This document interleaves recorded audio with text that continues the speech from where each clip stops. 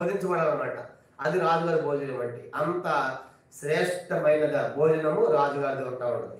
ఆ మధ్య ఒక ఆమె అంకులు ఒక స్థలానికి మీటింగ్స్కి వెళ్ళాడు. రేడియోలో చెప్పేవాళ్ళు జాన్ గారు అని, మన హెబ్రోన్ ఫెలోషిప్ అంకులే. ఆయన ఒక ఇంటికి భోజనాన్ని పిలిచారు. ఒక సహోదరి పిలిచి ఆమె చెప్పింది, అన్న మా ఇంటికి జాన్ అంకుల్ బ్రేక్ఫాస్ట్ పిలిచారంట.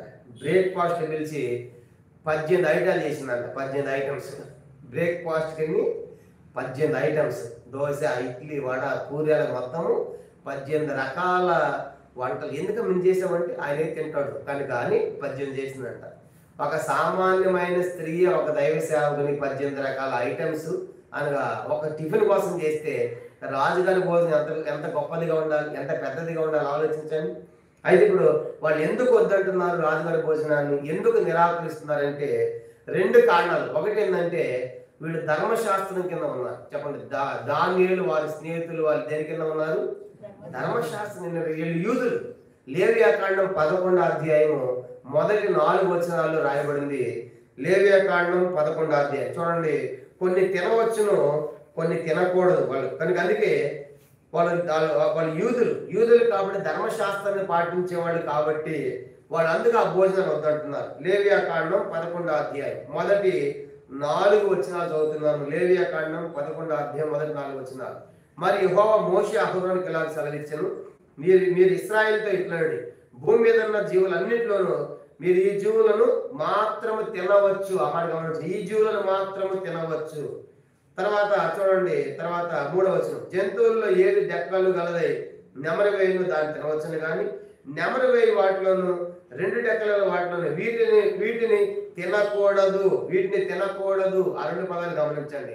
తినవచ్చును, తినకూడదు. అంటే యూదులు తినవలసిన పదార్థాలు ఉన్నాయి కనుక ఆహార పదార్థాలు ఉన్నాయి, తినకూడనివి కూడా ఉన్నాయి. అంటే ఇప్పుడు వీళ్ళ ఉద్దేశం ఏంటంటే మొదటి కారణము, ఆ రాజుగారి భోజనంలో మేము ధర్మశాస్త్రాన్ని పాటించేవాళ్ళం, ధర్మశాస్త్రం కింద ఉన్నాం కాబట్టి ఒకళ్ళు తెలియకుండా పొరపాటున తినకూడదని వస్తే అది మేము ధర్మశాస్త్రాన్ని అతిక్రమించినట్టు అవుతుంది. కానీ అందుకే పొరపాటున వాళ్ళు ఏముంటారో తెలియదు, వచ్చిందని తినేస్తాం. కనుక పొరపాటున తెలియకుండా ధర్మశాస్త్రం అతిక్రమించిన వారు అవుతాయేమో, కానీ తినకుండా పదార్థం దాంట్లో వస్తాయేమో. అందుకే మాకు ఈ ఆహారము వద్దు అన్నారు. మొదటి కారణం ఇది. మొదటి కారణం వాళ్ళు వద్దంటానికి. కనుక మొదటి కారణం ఏంటంటే ఆ తినకూడని ఆ యొక్క జంతువులు వధించబడి ఒకళ్ళు దాంట్లో వస్తే మేము ధర్మశాస్త్రాన్ని పాటించేవాళ్ళం కాబట్టి ధర్మశాస్త్రం అతిక్రమించినట్టు అవుతుంది కాబట్టి తినకూడదు కాబట్టి ఈ ఆహారం మాకు వద్దన్నారు. మొదటి కారణం. రెండో కారణం చూసినప్పుడు ఎందుకు వద్దంటున్నారంటే అక్కడ వచ్చే పదార్థాలన్నీ కూడా వారి దేవతలకు అర్పించబడి వస్తాయి కనుక వాళ్ళ దేవతలకి అర్పించబడి తీసుకొని రాబడుతుంది కాబట్టి వాటిని మేము ముట్టము అన్నారు. రెండో కారణం. కానీ ఈ 2 కారణాలు మొదటిది ఏం చెప్పండి? మొదటిది వాళ్ళు తినకూడని పదార్థాలు పొరపాటున దాంట్లో వచ్చేస్తాయేమో కాబట్టి అందుకే మాకు భోజనం వద్దు. చూసినా కదా. రెండవది వాళ్ళు ఇచ్చే భోజనాలు కూడా రాజుగారి యొక్క ఆ యొక్క దేవతలకు ప్రతిమలకు అవి అర్పించబడి తీసుకొని వచ్చే సాంప్రదాయం బబుల్లో ఉంది కాబట్టి అలాగూ ఒకవేళ వాటిని అర్పించబడి మేము తినకూడదు అనేది రెండో కారణంగా మనం చూస్తాం. కానీ ఇప్పుడు వీళ్ళ వయసు ఎంత అని చెప్పుకున్నాను చెప్పండి. ఈ వయసు ఇప్పుడు ఆలోచించే ఆ టైంకి వాళ్ళ వయసు ఎంత? 15 నుంచి 17 సంవత్సరాలు. సుమారుగా 15 నుంచి 17 సంవత్సరాల వయసు కలిగి దేని గురించి ఆలోచిస్తారు చెప్పండి? ఆ భోజనం మేము తినకూడదని. ఇప్పుడు ఆలోచించండి, 15 నుండి 17 సంవత్సరాల వయసు అంటే మంచిగా తినే వయసు, తినని వయసు? మంచిగా తినే వయసు. 1 ప్లేట్ కాదు 2 ప్లేట్లు లాగిచ్చేస్తారు. ఎందుకంటే మంచి యంగ్స్టర్ ఉంటారు, యవనంలో ఉంటారు. 15 నుంచి 17 సంవత్సరాల వయసు అంటే మంచిగా తిని తాగే వయసు. చూసారా? ఇప్పుడు మనకంటే బీపీలు షుగర్లు వచ్చి మనకు బిర్యానీ వద్దంటాం. కనుక ఎందుకు? మన వెనకాల చాలా ఉన్నాయి కాబట్టి, కాంప్లికేటెడ్ లోపల చాలా ఉన్నాయి కాబట్టి బీపీ ఉంటుంది, షుగర్ ఉంటుంది, కనుక థైరాయిడ్ రకరకాలు ఉన్నాయి కాబట్టి పెద్ద వయసు ఈ భోజనం మాకు వద్దులే అంటాం. కానీ ఇప్పుడు వాళ్ళు షుగర్ బీపీలో వద్దంట భోజనం. కనుక మంచి తిని తాగే సామర్థ్యం, మంచి యవన వయసు 15 నుంచి 15 to 17 years అంటే మంచిగా తినే వయసు కదా. ఆ వయసులో చూడండి ఎంత ఖచ్చితంగా నిక్కచ్చిగా దేవుని కోసం నిలబడుతున్నారంటే భోజన విషయంలో మేము ఎంత భక్తిని కనపరుస్తున్నారంటే, ఎంతగా దేవుని భయపడుతున్నారంటే మేము ఈ ఆహారాన్ని పుచ్చుకొని ఏం చేస్తారంటే అపవిత్రులు కాకుండా ఎట్లా అపవిత్రులు అవుతారు? వచ్చే భోజనం ఒకవేళ పొరపాటున ధర్మశాస్త్రానికి అతిక్రమించి వస్తుందేమో. రెండోది ఒకవేళ పొరపాటున వాళ్ళ రాజుకు అర్పించి తీసుకొని వస్తారు కాబట్టి ఆ దేవతలకి అవి తింటే మేము ఆ ధర్మశాస్త్రాన్ని అతిక్రమించిన వారు అవుతాం కాబట్టి ఈ భోజనము మాకు వద్దు అని చెప్పి వాళ్ళు నిరాకరించారు. కాబట్టి మొట్టమొదటి విషయం మనం చూసినప్పుడు భోజనం గురించినటువంటి సంగతి మొదటిదిగా మనం రాసుకుంటాం. కాబట్టి మనకేం చెప్పబడుతుందంటే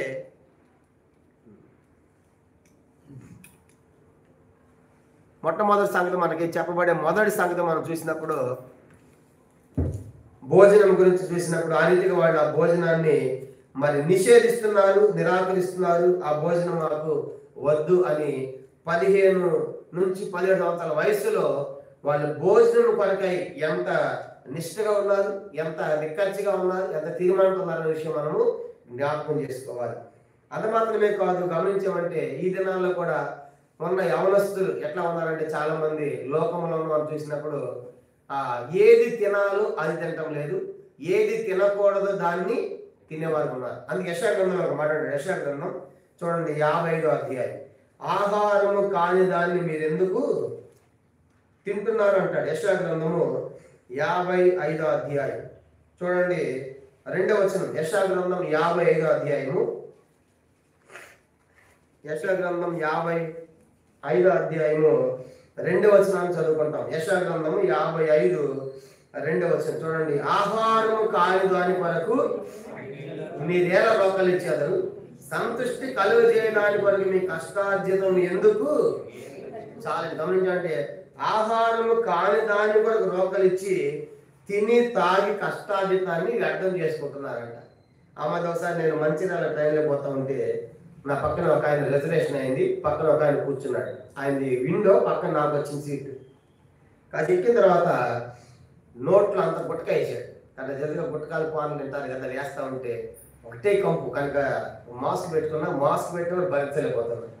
కాసేపు ఆయనకు అర్థమైపోయింది. కనుక నా బ్యాగ్ అన్ని చూసి పాస్టర్ గారు అని నెమ్మదిగా ఆయన మాట్లాడి, పాస్టర్ గారు మా ఇంట్లో వాళ్ళు కూడా చర్చికి వెళ్తారు పాస్టర్ గారు అన్నాడు.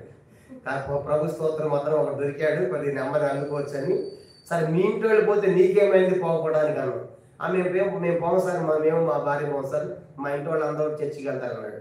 చాలా సంతోషం అయితే అని నెమ్మదిగా ఇప్పుడు తింటున్నాం అది నోట్లో, ఏంటది గుట్టకానే పాను ఏదో నమ్ముతున్నాడు. కనుక ఇది ఆహారమేనా అన్న, కాదు సార్ అన్నాడు. ఏంటంటే అది ఆహారం కాదు, కానీ డబ్బులు పెట్టి కొన్నాడు, కానీ తింటున్నాడు. మరి తింటున్నాడు దాంట్లో నీకు ఉపయోగం ఉందా అన్నాడు.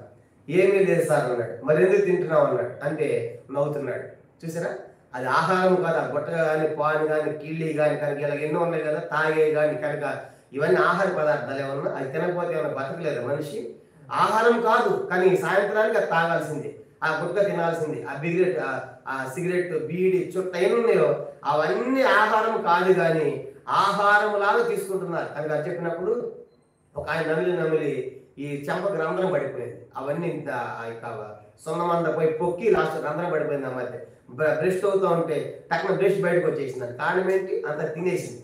నేను చెప్పే సంగతి ఏంటి, లోకంలో ప్రజలు ఏది ఆహారం అది తినటం లేదు, ఏది ఆహారం కాదో అది తింటా ఉన్నారు. కానీ మనం గుర్తించాలి, అది దానియేలు వారి స్నేహితులు కనుక ఇవి కాదు, కానీ అసలు వాళ్ళు రాజుగారి భోజనమే నిరాకరిస్తున్నారు. కాబట్టి లోకంలో ఉన్న ప్రజలు కూడా తినేదాన్ని ఆలోచించాలి, ఇది ఆహారమేనా, మనం తినేది ఆహారమేనా అనేది ఆలోచించినప్పుడు ఎంత బాగుంటుంది, వారి బతుకులు ఎంత బాగుంటాయి.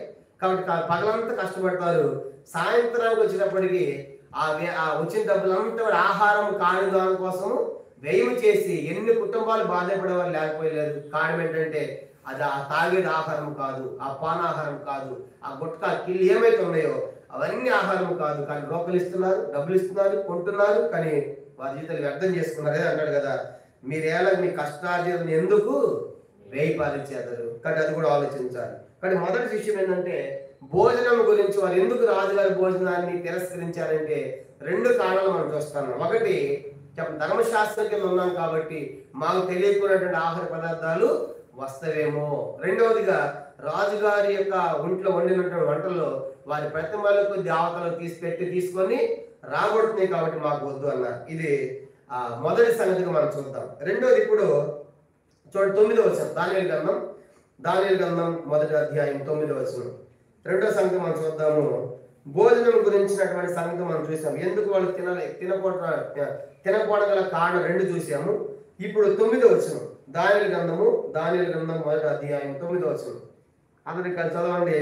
దేవుడు నపుంసకుల అధిపతి దృష్టికి దానియేలు కృపా కటాక్షం అనుగ్రహించారు కనుక నపుంసకుల అధిపతి దానియేలుతో ఇట్లను, మీకు అన్నపానం నియమించిన రాజుకు నా యజమానికి నేను భయపడుచున్నా.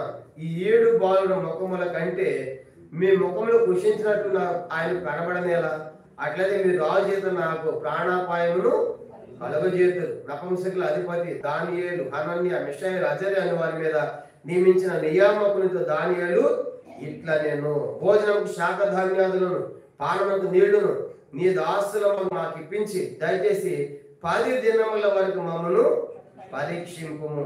పిమ్మట మా ముఖములను రాజు నియమించిన భోజనం భుజించు బాల ముఖములను చూచి నీకు తోచినట్టుగా నీ దాసుల మాయలా జరిగింపుము. గమనించామంటే ఇప్పుడు 2వ సంగతి మనం చూసినప్పుడు వీళ్ళు ఏమన్నారంటే మాకు ఆ భోజనము వద్దు అని చెప్పేసి నిరాకరించారు. ఆ భోజనం మాకు వద్దని నిరాకరిస్తే ఏం జరిగిందంట 9వ వచనంలో, దేవుడు నపుంసకుల అధిపతి దృష్టికి దానియేలునకు కృపా కటాక్షమునంద అనుగ్రహించాను. ఇప్పుడు 2వ విషయం మనం రాసుకుందాము. అక్కడ 2వ విషయం భోజనం.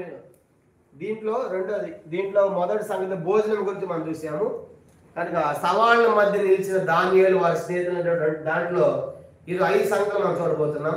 8 నుంచి 16 వచనాల్లో మొదటి సంగతి భోజనం గురించి, ఎందుకు వాళ్ళ భోజనం నిరాకరించారో చూసాము. ఇప్పుడు 2వ సంగతి ఏంటంటే 9వ వచనంలో రాయబడింది కదా, దానిలో 9లో ఆయన కృపా కటాక్షములను పొందాడు. కానీ దానియేలు అంటే నపుంసకుల అధిపతి యొక్క కృపా కటాక్షములను పొందుట అని చూస్తాం. కనుక అంటే కృపా కటాక్షం పొందడం అంటే దానియేలు చెప్పిన దానికి వాళ్ళు ఒప్పుకుంటున్నారు కనుక ఆయన అంగీకరిస్తున్నారు. దానియేలు ఎవరు? ఒక శత్రువుగా తీసుకొని రాబడ్డారు, దాసులుగా తీసుకొని రాబడ్డారు. అంటే చూడండి, ఒక శత్రు దేశంలో ఆ శత్రువులుగా పోయినటువంటి వారికి ఏమవుతున్నారు? మిత్రులుగా చేయబడతాం. ఎంత గొప్ప ఆధిక్యత! కానీ మీరు దాసులుగా వచ్చారు, శత్రువులుగా వచ్చారు కాబట్టి మీరు కూర్చొని నేను చెప్పింది చేయాల్సిందే అని చెప్పేసి అనవలసినటువంటి ఆ యొక్క నపుంసకుల అధిపతి దానియేలుకి ఏం చూపిస్తున్నాడంట? కృపా కటాక్షం. దాసులుగా పోయినటువంటి వారు, శత్రు దేశానికి పోయినటువంటి వారు, ఆ శత్రువులు సహా వాళ్ళు ఎట్లా మార్చగలిగారు? మిత్రులుగా చేసుకుంటున్నారు. ఎంత గొప్ప ఆధిక్యత ఇది! కారణం ఏంటి? అని ఎలాగో వాళ్ళకి కృపా కటాక్షాన్ని పొందారు. ఇప్పుడు ఒక శత్రువు మిత్రుడు అవుతాడంట. సామెతల గ్రంథం చూడండి 16వ అధ్యాయం. శత్రువు మిత్రుడుగా మార్చబడటం అంటే ఒకరి ప్రవర్తన యెహోవాకు ప్రీతికరమగప్పుడు ఆయన వారి శత్రువులను సహా మిత్రులుగా 16వ అధ్యాయం సామెతలు 16:7 వచనం మనం చూద్దాం. సామెతలు 16:7 ఒకరి ప్రవర్తన యెహోవాకు ప్రీతికరమగునప్పుడు ఆయన మన శత్రువులను సహా వానికి మిత్రులుగా చేయను. ఇప్పుడు నపుంసకుల అధిపతి ఈ యొక్క దాసులను శత్రులుగా తీసుకొచ్చినటువంటి వీరికి కృపా కటాక్షం అనుగ్రహిస్తూ ఉన్నారంటే వీళ్ళు ఏం చూస్తున్నారు చెప్పండి? వీళ్ళ యొక్క ప్రవర్తన, వీళ్ళ యొక్క బిహేవియర్. కాబట్టి వీళ్ళు ఎట్లా నివసిస్తూ ఉన్నారు, వీళ్ళు ఎట్లా జీవిస్తూ ఉన్నారు కనుక వాళ్ళ ప్రవర్తన ఏమైందంటే ఆ మిత్రులుగా చేయబడటానికి దానియేలు వారి యొక్క స్నేహితుల యొక్క ప్రవర్తనే కారణం. దాసులుగా తీసుకొని రాబడ్డ కనుక శత్రువులుగా భావించినప్పటికీ కూడా వారికి ఎలాగో ఆయన కృపా కటాక్షాన్ని ఇవ్వగలుగుతున్నాడు నపుంసక అధిపతి అంటే వాళ్ళ యొక్క ప్రవర్తనే. కానీ కొన్నిసార్లు మన ప్రవర్తన ద్వారా మన శత్రువులను కూడా ఎలా మార్చవచ్చు? మిత్రులుగా మార్చవచ్చు. మన చర్యల ద్వారా, మన మాటల ద్వారా, మన క్రియల ద్వారా. కనుక మన ప్రవర్తన ఎదుటి వారిని మన మీద ఉన్నటువంటి ఆ చెడు ప్రభావం, చెడు అభిప్రాయం తొలగిపోయి మంచిగా అయ్యేట్టుగా చేయాలంటే మన ప్రవర్తనే. కాబట్టి అందుకే ఇప్పుడు దానియేలు వారి స్నేహితుల యొక్క ప్రవర్తన గమనించాడు కాబట్టి వాళ్ళు అడిగిన దానికి ఆయన ఒప్పుకుంటున్నాడు. ఓకే, లేదంటే అలా కనుక ఒప్పుకోకపోతే ఖచ్చితంగా మీరు ఆ భోజన పదార్థాలు తినాల్సిందే. కనుక నేను కనుక ఆపాను అనుకోండి, ఆపితే మీ ముఖాలు క్షీణించిపోతే రాజుగారి ద్వారా ఎవరికి సమస్య? ఇప్పుడు ఆయన నా ప్రాణానికి ముప్పు వస్తుంది, నువ్వు ఎందుకు పెట్టలేదు ఆ భోజనం అంటాడు. కాబట్టి మీ ముఖాలు క్షీణించాయంటే మీరు తినాల్సిందే అని అనకుండా అయ్యే 10 రోజులు మాత్రం పరీక్ష, 10 రోజులు మాకు శాఖ కాదు. ఈ 10 రోజుల్లో కనుక ఆ రాజుగారి భోజనం తిన్న వారిని పరీక్ష చేయి, మమ్మల్ని కూడా చూడు. వాళ్ళ ముఖాల కంటే మాకు తేజస్సుగా ఉంటేనే మాకు శాఖదానాలు ఇవి, లేదంటే ఆ తర్వాత మాకేమివు అదే తింటాం కాదంటే అన్నట్టుగా దానియేలు ఇప్పుడు అవకాశం తీసుకుంటున్నాడు. ఈ 10 దినాలు మాకు పరీక్ష అయ్యి, ఈ 10 దినాలు మాకు శాకాహారమేవి, శాఖధాన్యాలు ఇవి కనుక వాళ్ళ ముఖాల కంటే మాకు వెలుగుగానే ఉంటాయి. అలా లేకపోతే అప్పుడు ఆలోచించేది కానీ అని అన్నప్పుడు అట్లా ఎందుకు అవకాశం ఇవ్వాలి? అసలు దాసులు వచ్చిన వాళ్ళకంటే చెప్పండి, ఎలా అవకాశం ఎందుకు ఇవ్వగలిగాడు? నపంస అధిపతి వాళ్ళ యొక్క ప్రవర్తన.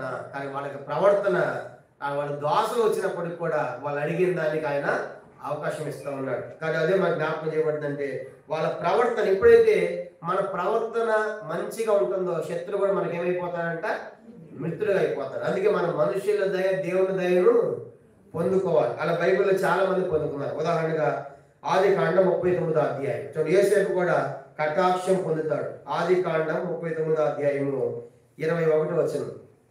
ఇతరుల యొక్క దయను, ఇతరుల యొక్క కటాక్షాన్ని కూడా మనం పొందుకునే వారు ఉండాలి. ఆదికాండం 39వ అధ్యాయము 39వ అధ్యాయము 21వ వచనం చదువుకుంటాం.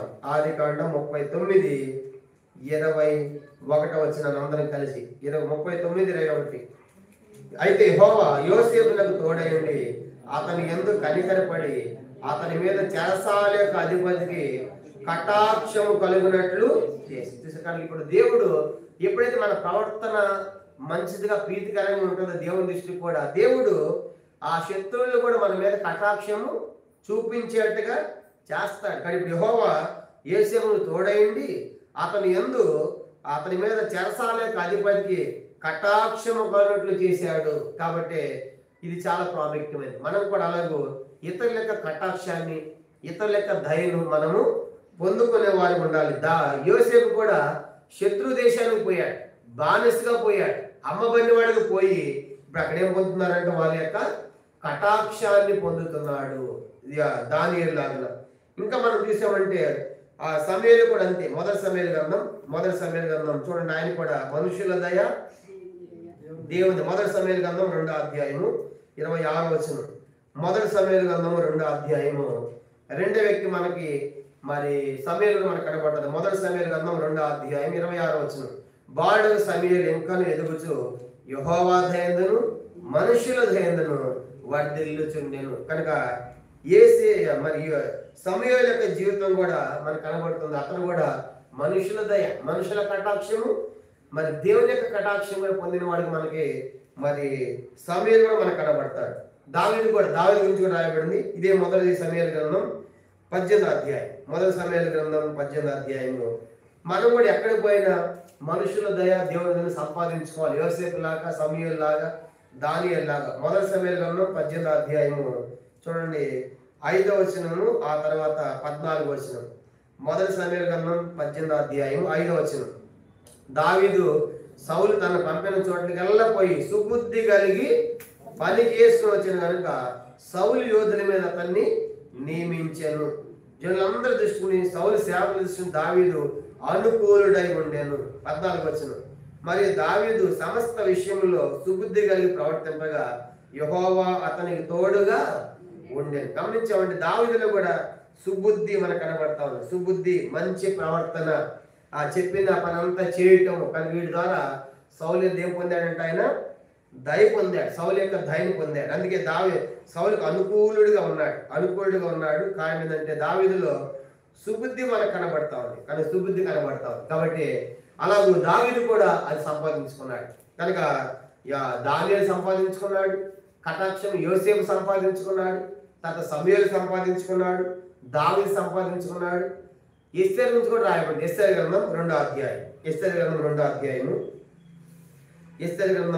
అధ్యాయము 15వ వచనంలో మనం చూసినప్పుడు రాజు ఎస్తేరును చూసినప్పుడు ఆమె ఎంత ఆయనకు దయ పుట్టును. ఎస్తేరు గ్రంథం 2వ అధ్యాయం 15వ వచనం. ఎస్తేరు గ్రంథం 2వ అధ్యాయము 15వ వచనం. మొర్దెకై తన కుమార్తెగా స్వీకరించుకున్న తన పినతండ్రిన అబీహాలు కుమార్తె ఎస్తేరు రాజు వద్దకు వెళ్ళటకు వంతు వచ్చినప్పుడు సీరను కాయు రాజు యొక్క షండుడైన ఈ హేగే నిర్ణయించిన అలంకారం గాక మరేమి ఆమె కోరలేదు. ఇప్పుడు చివరి వచనం చూడండి, ఎస్తేరును చూసిన వారందరికి ఆమె యందు దయ పుట్టింది. రాజుకే కాదంట, ఎస్తేరు ముఖం ఎవరు చూపించిన అయ్యో అన్నట్లుగా అందరు జాలి పడుతున్నారు, అందరూ దయ చూపిస్తున్నారు, అందరు కటాక్షం చూపిస్తున్నారు. ఎవరికంట? ఎస్తేరుకి కూడా. చూసారు అంటే ఆమె ప్రవర్తన ఎంత గొప్పది ఉండాలి. ఆమె ఏమి కోరలేదు. మిగతా అలంకారాలు, మిగతా స్త్రీలు కోరినటువంటి అలంకారాలు, నాకు అవి కావాలి ఇవి కావాలని మిగతా వాళ్ళు అడిగి ఆ తీసుకున్న అలంకారాలు తీసుకుంటున్నారు. కానీ ఏమి ఇచ్చాడో అవే తీసుకున్నారంట. కనుక మనకు అది ఇచ్చారనుకోండి, అలాంటి అవకాశము రాజుగా జరిగిపోయే అవకాశం ఇచ్చారు. లోపల ఎన్నుంటే ఆభరణాలు మీరు ధరించుకోవచ్చు అంటే అదే మనం ఏం చేస్తాం, పైనుంచి కిందకి మొత్తం అన్ని ధరించుకోవటం. కానీ అన్ని తిరిగి వచ్చేస్తాయి రాజుగారి.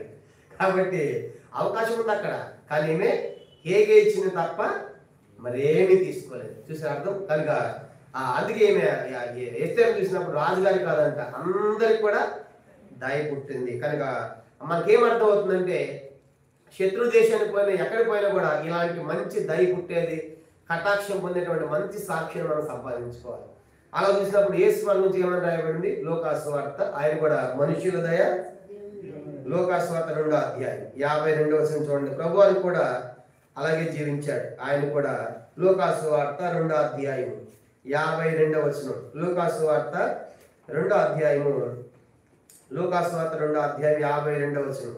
యేసు జ్ఞానమందును వయస్సునందును దేవుని దయందును మనుష్యుల దయందును వర్ధిల్లుచుండెను. యేసు మనుషుల దయ, దేవుని దయ. కాబట్టి మనకి ఏం నేర్పిస్తుందంటే మనం ఏ ప్రాంతానికి మనం ఎక్కడ పోయినా మన శత్రువులు కూడా మనకి ఏమైపోవాలి? మిత్రులుగా మార్చబడాలి. దానికి కారణం ఏంటి?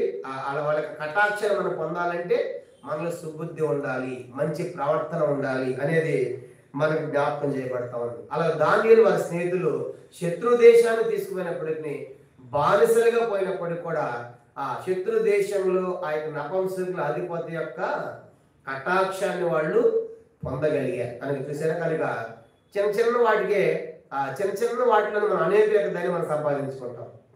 మరి నేను ట్రైన్లో మీటింగ్స్ పోతా ఉంటే నా బెర్త్ లోయర్ బెర్త్, కనుక ఏసీ లోయర్ బెర్త్ వచ్చింది. మిడిల్ బెర్త్ ఒక లేడీ, ఆమె దాదాపు 55 ఏవో అంటే ఆమె పైన బెర్త్ వచ్చింది. ఎక్కడ కానీ నాకు కూడా బాగా టైడ్ అయిపోయింది, పడుకుంటే బాగుండు అనిపిస్తుంది నాకు. కానీ పగలు పడుకుంటే కుదరదు కదా, అందరూ కూర్చుంటారు వాటి కింద. నేను అలా కూర్చున్నా, ఏం జరిగి చూద్దామని. కాసేపుగా అలా ఆ పైన అప్పర్ బెర్త్లో ఉన్నటువంటి ఆయన రాలేదు. కనుక అప్పర్ బెర్త్ అని రాలేదు, అది ఖాళీగా ఉంది. ఇప్పుడు అది ఎత్తితే మేమిద్దరు పడుకోవచ్చు. సరే ఆమె ఏమైనా కూర్చుంది కదా అని చెప్పేసి నేను మౌనం కాసేపు నిద్రపోతాను నెమ్మదిగా. మేడం ఇది మీరు పడుకుంటున్నారు కదా, మీకు అభ్యంతరం లేకపోతే ఈ బెర్త్ ఎత్తేస్తా, మీరు పడుకోవచ్చు అన్నారు. సార్ ఇందాక నుంచి అదే అనుకుంటున్నాను సార్, నేను మీరు ఏమనుకుంటారని చెప్పేసి నేను అన్నాను. కానీ వెంటనే ఆ బెర్త్ ఎత్తేసి దానికి పైన బెడ్షీట్లు అన్నీ కూడా ఇచ్చేసిన తర్వాత అది మిడిల్ బెడ్, మీరు పైకి వెళ్ళగలరా అంటే తప్పదుగా సార్ అంది. అది కొంచెం నాకంటే కొంచెం వెయిట్ ఉంది కనుక అని నేను అన్నాను. అటు మీరు కింద తీసుకోండి పర్వాలేదు, నేను పైకి వెళ్తాను అని చెప్పేసి నా లోయర్ పెడతానికి ఇచ్చి నేను మిడిల్ బెర్త్కి వెళ్ళాను. వెళ్ళిన తర్వాత మార్నింగ్ అయిపోయింది. ఇంకా విజయనగరం దాటాం. ఇంకొక గంటలో దిగుతాం అనంగా. ఇక అవన్నీ చూసింది. ఇవన్నీ చూసి సార్ మీకు చాలా మంచి మనసు అనిపించింది సార్ అంటే చిన్న దానికి చూసారా చిన్న అర్థమైపోయింది. పాస్టర్ అర్థమైపోయి మదర్ తెరీసా ఆశ్రయం కూడా ఉంది సార్ ఒరిస్సాలో, ఒకసారి మీరు రండి సార్, అక్కడ మేము కూడా అప్పుడప్పుడు పోయి వాళ్ళకి హెల్ప్ చేస్తూ ఉంటామని అనగానే సరేనా చాలా సంతోషం అని 2 మాటలు అని చెప్పాము. అంటే చూడు చిన్న దానికే ఆమె లోపల ఉంది మీకు హెల్పింగ్ నేచరు ఉంది సార్ అని. మనకు ఆమె చేసింది ఏమీ లేదు. మన బెడ్తానికి ఇచ్చి ఆ బెడ్షీట్ ఇచ్చినందుకు ఆమె పడుకుంది, పైన నేను పడుకున్నా. చూసారంటే చిన్న వాటికి మనము మనుషుల యొక్క దాన్ని మనం సంపాదిస్తాం. కనుక లేదు నా కింద ఉండటానికి నాదే అనటానికి కొన్నిసార్లు మనం కూడా దేవుని ప్రేమను చూపించాలి. తర్వాత మాకు ప్రత్యేకంగా ఆటో పెట్టారు. 2 కిలోమీటర్లు మేము ట్రైన్ దిగిన తర్వాత వెళ్ళే ప్లేస్కి 2 కిలోమీటర్లు ఒక ఆటో పెట్టారు. నేను ఇంకో దైవశాలకు వెళ్తా ఉన్నాను. ఒక ఆమె చెయ్యెత్తగానే ఆపై అని చెప్పి ఆటో ఆయన ఆపి స్పెషల్గా మాకు వచ్చిన ఆటో అది ఎవరిని ఎక్కించుకోకూడదు. మేము ఎక్కించుకున్న తర్వాత మీరు పాస్ట్ గారా సార్ అవునన్నా అనగానే నాకు సువార్త చూడడం ప్రారంభించాం. అనగానే ఆమె ఏమని తెలుసా సార్ మేము కూడా ఆశ్రమకి వెళ్తాం సార్ అండి. ఆశ్రమం చర్చికి వెళ్ళిందంట ఆమె కూడా. మొత్తం తర్వాత ఆమె కూడా 4 మాటలు చెప్పి ఇక్కడ మీటింగ్ ఉందమ్మా, ఆ ఊళ్ళో టీచర్ ఆమె, మీరు కూడా మీటింగ్ అనేది ఆమె కూడా ఆహ్వానించాం. అంటే మనం కూడా చిన్న వాటికి అనేకులు మనం కూడా సంపాదించుకోవడానికి మనము ప్రయత్నం చేయాలి. కనుక ఒక పత్రిక ఉండాలంటే డైరెక్ట్ పత్రిక ఇవ్వటం కాదు, కొన్నిసార్లు మనం చేయగలిగిన వాటిలో చేసి వాడాలి. మనం అనేకులు దేవుని యొక్క కూడా రాబట్టాలనేది నా యొక్క ఉద్దేశం. కానీ ఇప్పుడు 2వ సంగతి అయిపోయింది. 2వ సంగతి ఏంటంటే వాళ్ళు శత్రు దేశంలో శత్రువులను సహా మిత్రులుగా మార్చుకున్నారు. కనుక 2వది శత్రు దేశంలో మిత్రులుగా చేసుకొనుట, శత్రువులను మిత్రులుగా మార్చుకోగలిగారు. వారి యొక్క ప్రవర్తన, వారి బుద్ధి, వారి సుబుద్ధి, వారి ప్రవర్తన ద్వారా వారు దాసులుగా పోయిన శత్రు దేశం అయినప్పటికీ కూడా వాళ్ళు శత్రువులు మిత్రులుగా మారి దీనంతటి కారణం ఏంటి? కటాక్షం పొందని కారణం ఏంటి? సుబుద్ధి, వాళ్ళ యొక్క ప్రవర్తన. ఇది రెండోది. మూడో చూద్దామా? మూడో సంగతి దానియేలు గ్రంథం 1వ అధ్యాయము చూడండి. వాళ్ళు ఏం కోరుకుంటున్నారంటే 1వ అధ్యాయము 8వ వచనం. దానియేలు గ్రంథం 1వ అధ్యాయము 8వ వచనం. 4వ సంగతి చూద్దాము. దానియేలు గ్రంథం 1వ అధ్యాయము 8వ వచనం చదువుకుంటా. 8వ వచనం. రాజు భుజించు భోజనమును పానము చే ద్రాక్షారసమును పుచ్చుకొని తను అపవిత్రపరచుకొనకూడదని దానియేలు ఉద్దేశించి, గమనించమంటే తను అపవిత్ర కాకున్నట్లు వాటిని పుచ్చుకొనకుండా సెలవిమ్మని నపుంసక అధిపతిని వేడుకొనగా అని మనం చేస్తాము. కానీ ఇప్పుడు 4వ సంగతి ఏంటంటే ఆ ఆహారం నేను అపవిత్రం అయిపోతానేమో అంటే అర్థం ఏంటంటే పరిశుద్ధత కోల్పోతామేమో అనేటువంటి బాధ ఉంది ఆ యవనంలో. చెప్పండి, ఏం కోల్పోతారంట అంటే 4వ సంగతి ఏంటంటే పరిశుద్ధులుగా జీవించాలి అనే కోరిక వాళ్ళు. 4వ సంగతి పరిశుద్ధులుగా, పరిశుద్ధత. 4వది వాళ్ళు మనకు కనబడుతుంది పరిశుద్ధత. కాబట్టి ఆ భోజనము తిండి ఎక్కడ మేము అపవిత్రులైపోతామో అనేది ఈ బాధ ఏ వయసులో చెప్పండి. ఇప్పుడు ఏ వయసులో వాళ్ళు ఆలోచిస్తున్నారు?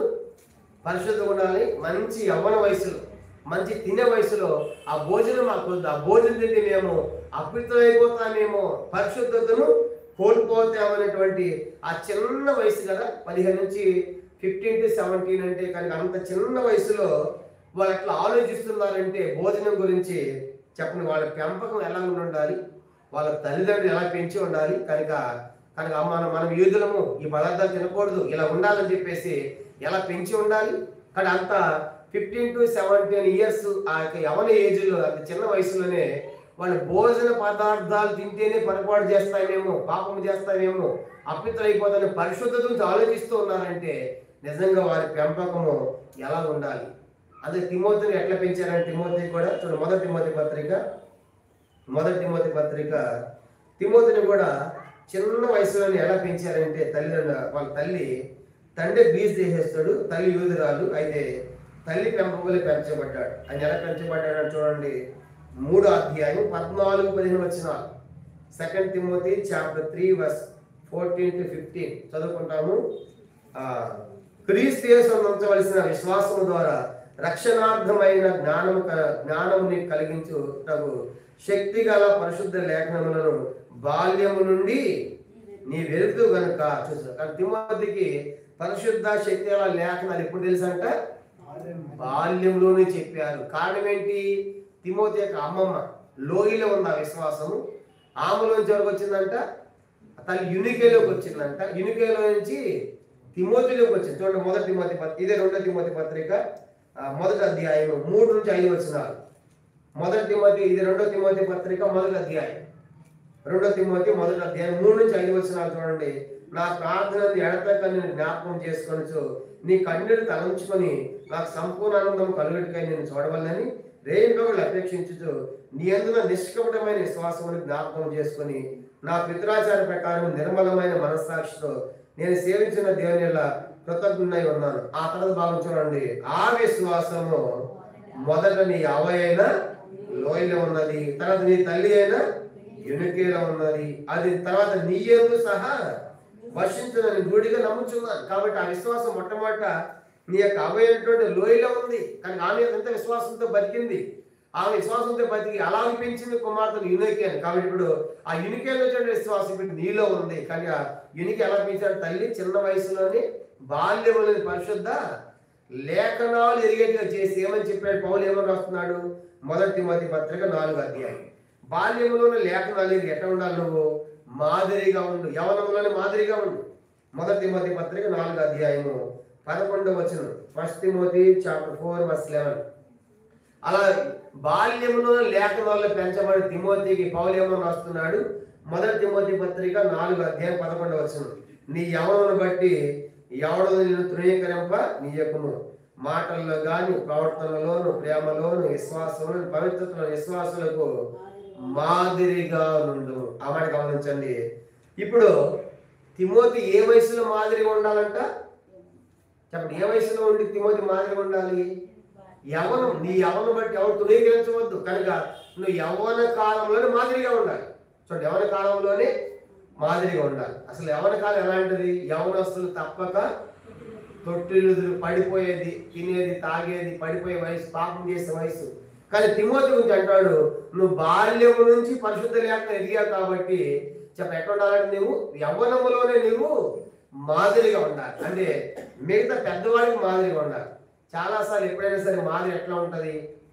పెద్దవాళ్ళు చూసి చిన్నవాళ్ళు నేర్చుకోవాలి. అంకులు చూసి నేర్చుకోరా, అన్నం చూసి నేర్చుకోరా అని అంటారు, చూసిరా. కానీ తిమోతి విషయం ఏమో రాయబడుతుంది చెప్పండి. నువ్వు యవ్వనములోనే నిన్ను చూసి అనేకులు నువ్వు మాదిరిగా ఉండాలి. నిజంగా తిమోతి ఎంత ఉన్నతమైన స్థాయికి ఎదిగాడు. కానీ తిమోతి నీ యవ్వన కాలములోనే నీ మాటలు, నీ ప్రేమ, నీ ప్రవర్తన, నీ పరిశుద్ధత విశ్వాసులకు ఎట్లా ఉండాలి? మాదిరిగా ఉండాలి. అది ఆ యవనస్తులా ఉండాలి, ఆ తిమోతిలా ఉండాలంటే జీవించగలవు అని తిమోతి ఆ పత్రిక రాస్తా ఉన్నాడు. అందుకే తిమోతి యవ్వన కాలంలో ఎట్లా ఉండాలంట? పవిత్రంగా ఉండాలంట. మొదటి తిమోతి పత్రిక 5వ అధ్యాయం 22వ వచనం చూడండి. దానియేలు ఆయన కూడా పవిత్రంగా పరిశుద్ధంగా ఉండాలని కోరుతున్నాడు. మొదటి తిమోతి పత్రిక 5వ అధ్యాయము 22వ వచనం. త్వరపడి ఎవరి మీద అర్థ నిక్షేపం చేయకము, పరుల పాపలకు పాల్పడటము. తర్వాత చూడండి, నీవు పవిత్రంగా ఉన్నట్లు చూచుకోనము. కానీ ఇప్పుడు తిమోతి కూడా దానియేలులాగా యవ్వన కాలంలో ఎలా ఉండాలంట? పవిత్రంగా ఉండాలి. కాబట్టి దానియేలు, తిమోతి, యేసేలు మనకి ఏం నేర్పిస్తున్నారంటే యవ్వన కాలంలోనే వాళ్ళ పరిశుద్ధతను కాపాడుకున్నారు. అందుకే యోసేపు కూడా చూడండి, ఆ ఇంట్లో ఉన్నాడు. యోసేపు కూడా పాపం చేసే అవకాశం వచ్చింది, తప్పు చేసే అవకాశం వచ్చింది. ప్రతి దినం వచ్చి ఆమె శోధిస్తా ఉంటే ఆయన ఏమన్నాడు? నేను దేవునికి విరోధంగా ఇంత దుష్కార్యం ఎలాగూ నేను చేయదని చెప్పేసి ఏ తప్పు చేయకుండా ఆమె ఏం చేసి చివరికి ఆయన వస్త్రాన్ని పట్టుకుంది. లోపల రాగానే ఆయన వదిలేసి పారిపోయాడు. చివరికి తనని బలవంతం చేశాడని చెప్పేసి కేసు పెట్టించి జైలు పెట్టినా సరే యోసేపు తప్పు మాత్రము యోసేపు యవ్వన కాలంలో పాపము తన ఎందుకు పరిగెత్తుకుని వచ్చిన పాపము నుండి పారిపోయాడు. ఎవరు? యోసేపు. ఈ దినాలు యవ్వనస్తులు ఎట్లా ఉన్నారంటే పాపము కొరకు పరిగెడుతున్నారు. ఎక్కడ తప్పు చేయాలా, ఎక్కడ పాపం చేయాలని పాపం కోసం పరిగెత్తే దినాల్లో మనం ఉన్నాం. కాబట్టి అందుకే స్కూళ్ళు చెడిపోయినాయి, కాలేజీలు చెడిపోయినాయి, బీచ్లు, పార్కులు కనుక అన్ని చెడిపోయినాయి. కారణం ఏంటంటే ఎక్కడ పడ్డ జంటలు పాపం విస్తరించి లోకములు తాండవాడుతుంది. కానీ ఇలాంటి యవన కాలంలోనే మరి యోసేపు పాపాన్ని పారిపోయాడు. దానియేలు పరిశుద్ధంగా జీవించాలని కోరుతున్నాడు. తిమోతి పవిత్రాలను కోరుతున్నాడు. కానీ యవన కాలంలో వాళ్ళు మనకిస్తున్న సంకేతం ఏంటి? దేవుని వాక్యం ద్వారా మనం కూడా అలాంటి పరిశుద్ధతను, పవిత్రతను కలిగి ఉండాలి అనేది మనకు జ్ఞాపకం చేయబడతా ఉంది. కాబట్టి ఇక్కడ మూడో సంగతి మనం చూసినప్పుడు వాళ్ళు పరిశుద్ధత కోల్పోతామేమో అనే భయంతో కనుక జీవిస్తా ఉన్నారు. అంటే వాళ్ళు మేము పరిశుద్ధంగా ఉండాలి, కానీ దేవుని బిడ్డలుగా మేము పరిశుద్ధతను ప్రేమించే వాళ్ళు ఉండాలన్నది మనకు దానిలో మనకు కనబడతా ఉంది. కానీ మొదటిది భోజనం గురించి మనం చూసాం. భోజనం గురించి 2 విషయాలు చెప్పాం కదా. తినకుండా వస్తాయేమో అని చెప్పేసి వద్దన్నారు. రెండవదిగా ఆ యొక్క దేవతలు అర్పించబడుతుంది కాబట్టి వద్దన్నారు, అది భోజనం గురించి. అందుకే వాళ్ళు భోజనం నిరాకరించారు. రెండో సంగతి చూసాను చెప్పండి, శత్రు దేశానికి పోయి కూడా వాళ్ళ యొక్క కటాక్షాన్ని పొంది మిత్రులుగా కాగలిగారు. మూడో సంగతి ఏంటంటే ఆ శత్రు దేశంలో కూడా అననుకూల పరిస్థితుల్లో కూడా వాళ్ళు పరిశుద్ధులుగా జీవించడానికి ప్రయత్నము చేస్తా ఉన్నారు. కాబట్టి అందుకే హెబ్రీ 12:14 అందరితో సమాధానమును పరిశుద్ధత కలిగినటకు ప్రయత్నము చేయండి అంటారు. కనుక పరిశుద్ధత ఉండాలి. కనుక మనకు తెలియకుండానే ఆటోమేటిక్గా మనలో వస్తూ ఉంటుంది. కనుక ఎన్నో పడతా ఉంటాయి. దేహం మీద పడితే పోతే ఇంకా ఆత్మీయ జీవితంలో ఎన్నో వస్తాయి. వాటన్నిటిని మనము తిమోతి లాగా, యోసేపు లాగా, దానియేలు లాగా మనం పాపము చేయకుండా మన పరిశుద్ధత కొరగా మనం పరిగెత్తే వారికి ఉండాలి. పరిశుద్ధంగా జీవించే వారికి ఉండాలి. కారణం ఏంటంటే ప్రభు చెప్పాడు కదా, నేను పరిశుద్ధమైన ప్రకారం మీరు సమస్త ప్రవర్తన పరిశుద్ధంగా ఉండి. కానీ వాళ్ళు ధర్మశాస్త్రం ఎరిగిన వాళ్ళు కాబట్టి మేము పరిశుద్ధంగా ఉండాలి అంటే యవన కాలంలోనే వాళ్ళ ఆశ ఉండి పరిశుద్ధత కొరకు అనే తీర్మానం వల్ల మనకు కనబడతా ఉంది. ఇది మూడోది చూద్దాం. నాలుగో చూద్దామా? నాలుగో సంగతి ఇంకా వాళ్ళ జీవితంలో ఇవన్నీ కూడా 8 నుంచి 16 వచనాల్లోనే ఈ సంగతులన్నీ కూడా 8 to 16 verses లో మనం చూస్తున్నాం ఒక్కొక్కటిగా. నెక్స్ట్ ఇంకా వాళ్ళు ఏం చేస్తున్నారంటే దానియేలు గ్రంథం 1వ అధ్యాయము 7 నుంచి 10 వచనాలు.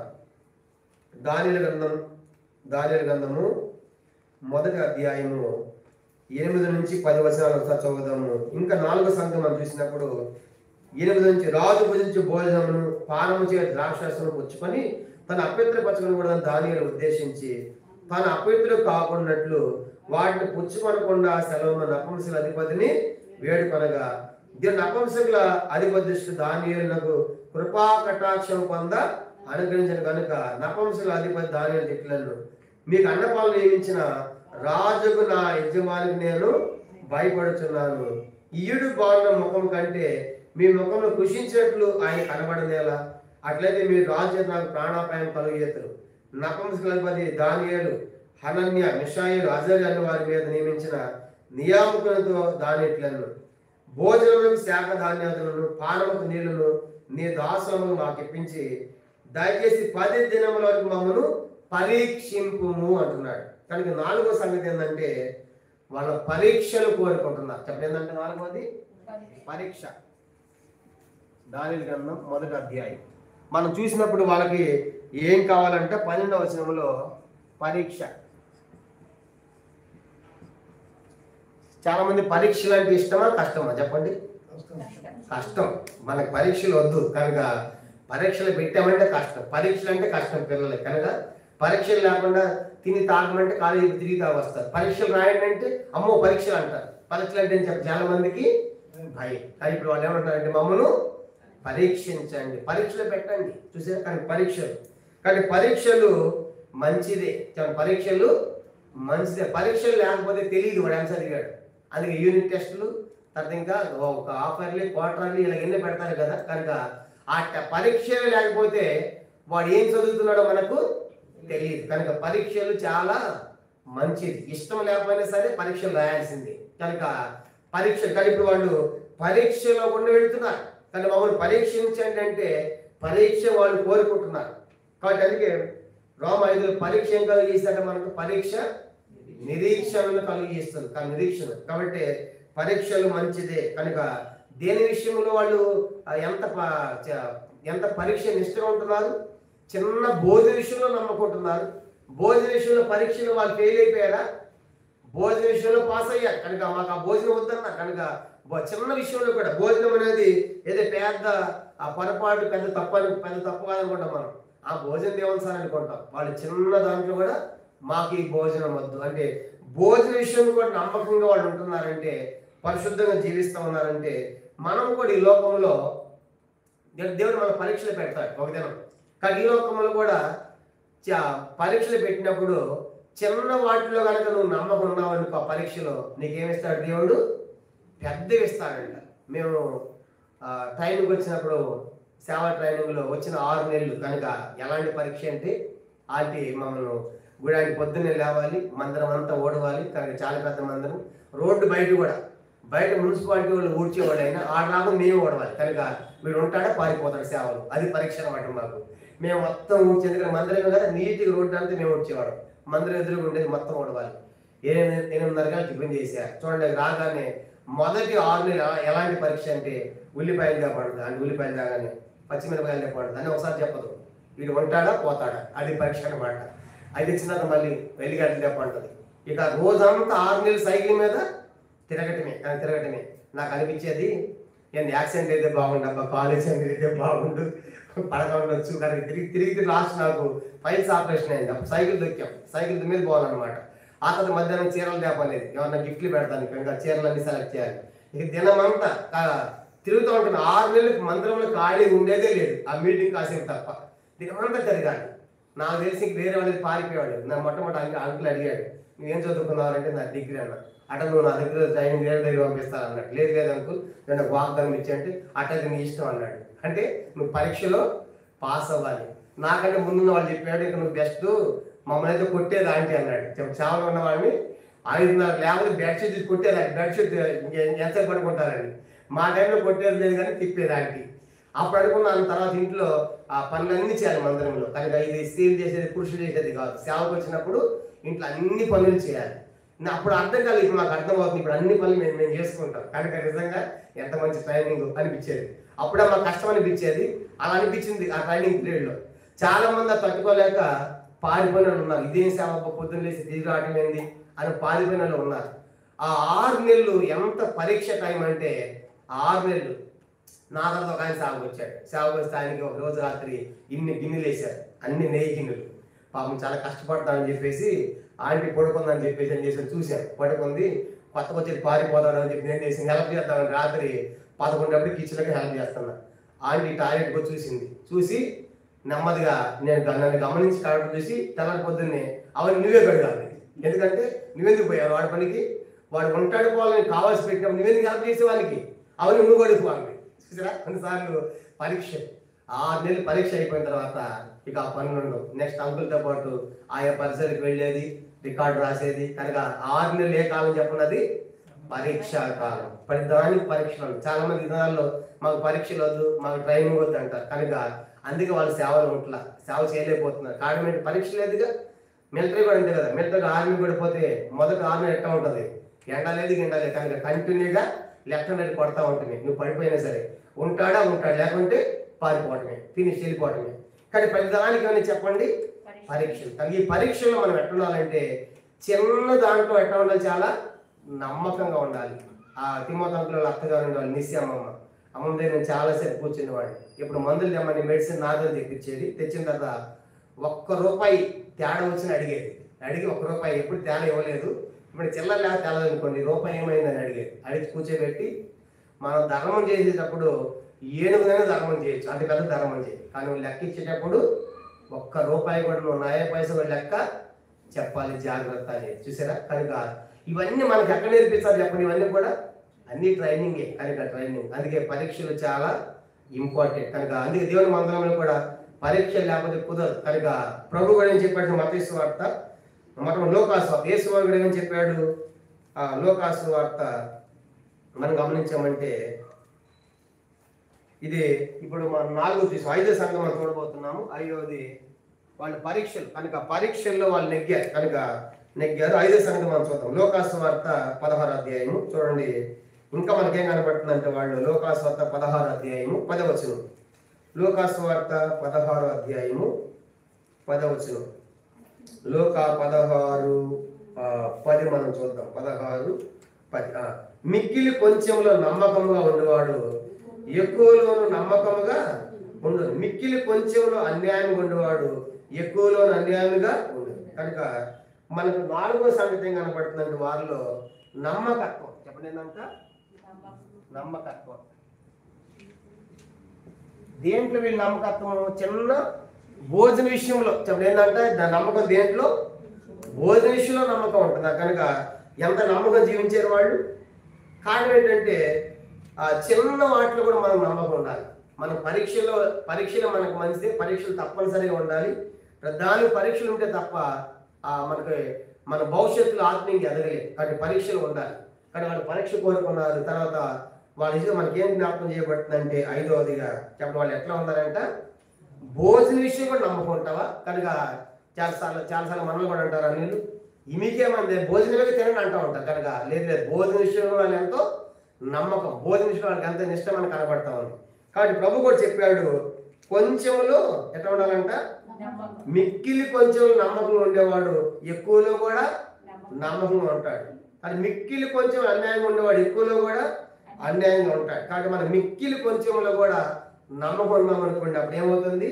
ఇంకా పెద్దగా ఇస్తాడు, ఇంకా పెద్ద అధికారం ఇస్తాడు, పెద్ద పదవి ఇస్తాడు, పెద్ద పోషిస్తాడు. నువ్వు చిన్న సరిగా చేయలేకపోతే నీ భవిష్యత్తులో ఎవరు నేను నమ్మలేదు. చూసుకోవాలి. దేవుని ఇంట్లో మనం కూడా ఎట్లా ఉండాలంటే ప్రతి చిన్నది కూడా ఎంతో నమ్మకంగా ఉండాలి. మత్తయి సువార్త 25వ అధ్యాయం. మత్తయి సువార్త 25వ అధ్యాయము. మత్తయి సువార్త 25వ అధ్యాయం మనకు కనబడుతుంది. గమనించామంటే 21వ వచనం. మత్తయి సువార్త 25వ అధ్యాయము 21వ వచనం చదువుకుంటాం. నమ్మకం ఉంటే రాజు ఏం చేస్తా ఉన్నాడు? మత్తయి సువార్త 25:21. అతని యజమానుడు బల నమ్మకమైన మంచి దాసుడా, నీవు ఈ కొంచెంలో నమ్మకంగా ఉంటివి, నేను అనేకమైన వాటి మీద నియమించదను. నీ యజమాని సంతోషం పాల్గొని అతనితో చెప్పు. ఇంకా కొంచెంలో నమ్మకం ఉంటే ఏమన్నాడంటే బల నమ్మకమైన మంచి దాసు. ఈ కొంచెంలో నమ్మకం ఉన్నావు, కొంచెంలో నమ్మకం ఉన్నావు కాబట్టి అనేకమైన వాటి మీద నేను నియమిస్తాను. అనేకమైన అధికారం నీకు ఇస్తాను అనేది ప్రభువు చూస్తాం. కాబట్టి కొంచెంలో కూడా మనం ఎట్లా ఉండాలి చెప్పండి, నమ్మకం. కనుక భోజనమే కదా అనుకోవద్దాం. కాబట్టి ఇప్పుడు దేంట్లో ఎంత నమ్మకం అంతా సామాన్యమైన భోజనం కాదు అది. రాజుగారి భోజన విషయంలోనే ఎంత పట్టుదలతో మేము పరిశుద్ధంగా ఉండాలి, పరీక్షలో వెళ్ళాలి, నమ్మకంగా ఉండాలన్నది వారిలో మనకి అర్థమవుతా ఉంది. ఎప్పుడైతే మనము నమ్మకంగా ఉంటామో నిజంగా దేవుడు మనకి ఇంకా విస్తారం గొప్పగా ఇస్తాడు, పెద్దగా ఇస్తాడు. నీకు ఇచ్చే చిన్న నమ్మకం లేకపోతే అసలు నేనేం పొందుకోలేదు. అందుకే మందిర పని చేసేటప్పుడు కూడా ఒక సందర్భం రాయబడింది. 2వ రాజు అనుకుంటా, వాళ్ళు డబ్బు అప్పగించారంట. అప్పగించిన తర్వాత వాళ్ళు లెక్క అడగట్లేదంట, అవసరం లేదంటున్నారు. వాళ్ళు అంత నమ్మకంగా పనిచేశారు. చూడండి, వాళ్ళు 2వ రాజుల గ్రంథము 12వ అధ్యాయం చూడండి. వాళ్ళు ఎట్లా పనిచేశారంటే 2వ రాజుల గ్రంథం 12వ అధ్యాయం 15 వచనం. 2 Kings chapter 12:15. 2వ రాజులు 12:15. వాళ్ళు మందిర పని బాగు చేసేటప్పుడు కూడా ఆ పని చేసే వాళ్ళు ఎట్లా పని చేశారంటే ఒక చక్కని మాట రాయబడింది. 2వ రాజులు 12:15 చదువుకున్నాము. మరి పనివారికి ఇచ్చుటకై ఆ ద్రవ్యమును అప్పగింత పెట్టుకున్న వారు నమ్మకస్తులని వారి చేత లెక్క అడగలేదు. మందిర పని వాళ్ళకి ఇచ్చారంటే డబ్బు, అయ్యి మీరు వాడండి అని చెప్పి ఇచ్చిన తర్వాత వాళ్ళు వాడుతున్నారు. ఆ బిల్లు తీసుకొస్తా ఉంటే వాళ్ళు ఏమంటున్నారు, అయ్యా వద్దు, మీరు లెక్క చెప్పాల్సిన అవసరం లేదు, మీ సంగతి మాకు తెలుసు, మీరు ఒక రూపాయి వేసేవాళ్ళు తినేవాళ్ళు. అది ఎంత నమ్మకం పనిచేసిన అధికారులు. కాబట్టి మందిర డబ్బు అలాగే పెట్టుకున్నటువంటి అధికారులు ఎంత నమ్మకం పనిచేశారంటే వాళ్ళ లెక్కలు అడగలేదంట. లెక్క అవసరం లేదు మాకు, మీ లెక్క మాకు అవసరం లేదు, మీ సంగతి మాకు తెలుసు అంటున్నారు. ఈ దినాల సమస్య ఏం తెలుసా, మాకు లెక్కలు చెప్పాలి అంటున్నారు. కనుక ఆడిటింగ్ చేయాలి అంటున్నారు. కొన్ని స్థలాల్లో గొడవలు కారణం ఏంటంటే మాకు లెక్కలు చెప్పాలి, మాకు ఆడిటింగ్ చెప్పాలి. కానీ వీళ్ళు ఏమంటున్నారు, లెక్కలు వద్దు అంటారు. అంటే ఎంత నమ్మకంగా వాళ్ళు ఎక్కడి వాళ్ళని రాయబడుతున్న వాళ్ళు వాళ్ళ గురించి ఏమని రాయబడింది, అప్పగింత పెట్టుకున్న నమ్మకస్తులని చెప్పేవాళ్ళంట. నమ్మకస్తులని వారి లెక్క అడగదు. నువ్వు నమ్మకం పనిచేస్తే లెక్క అడగదు నేను. కనుక నువ్వు నమ్మకస్తులు కాదు కాబట్టి నేను నమ్మను. కానీ నీ మీద నమ్మకం అంటే లెక్కని అడుగుతారు. కనుక ఆయన చాలా నమ్మకస్తులండి, లెక్క అవసరం లేదంటారు. కనుక లెక్క అడుగుతున్నారంటే అర్థం ఏంటంటే వాళ్ళు నువ్వు నమ్మకస్తుడు కాదు కాబట్టి దానిలో వారి స్నేహితులు మనకేం కనపడుతుందంటే వాళ్ళు ఎంతో నమ్మకంగా ఉన్నట్లుగా మనకు కనపడతా ఉంది. కాబట్టి చిన్న వాటిలో కూడా నమ్మకంగా ఉన్నారు. మనం కూడా ఆత్మీయ జీవితంలో చిన్న వాటిలో నమ్మకం ఉన్నారు. చిన్న వాటి అంటే ఉదాహరణ ఈరోజు బైబిల్ చదువుకోవాలి, ఒక్కరోజేగా బైబిల్ చదవం, ప్రార్థన చేసుకోవాలి, ప్రార్థన ఇవన్నీ కూడా మనకు చాలా చిన్నగా కనపడతా ఉంటాయి కదా.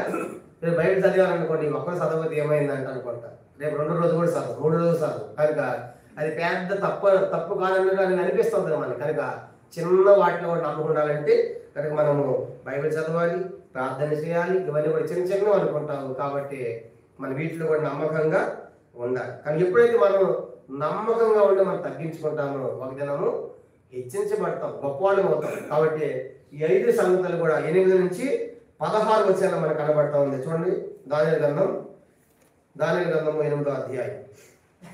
దానియేలు గ్రంథము 8వ అధ్యాయం, మొదటి అధ్యాయము 8 నుంచి 16 వచనాలు మనకు మనం ముగించాము.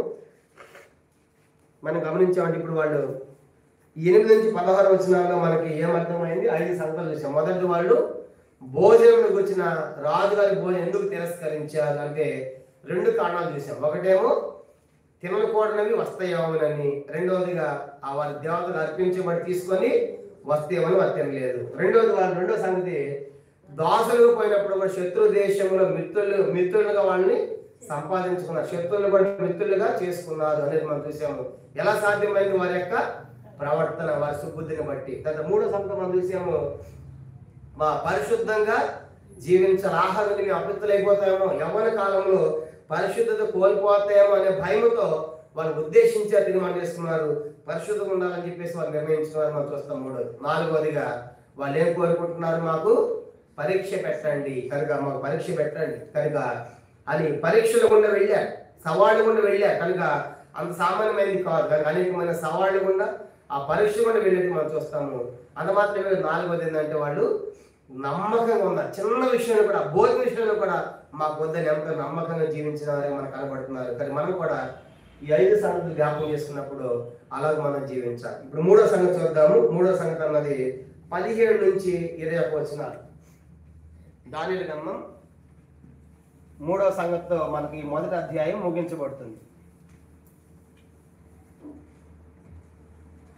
మూడవ విషయము దానియేలు గ్రంథము మొదటి అధ్యాయము 17 నుంచి 21 వచనాలు.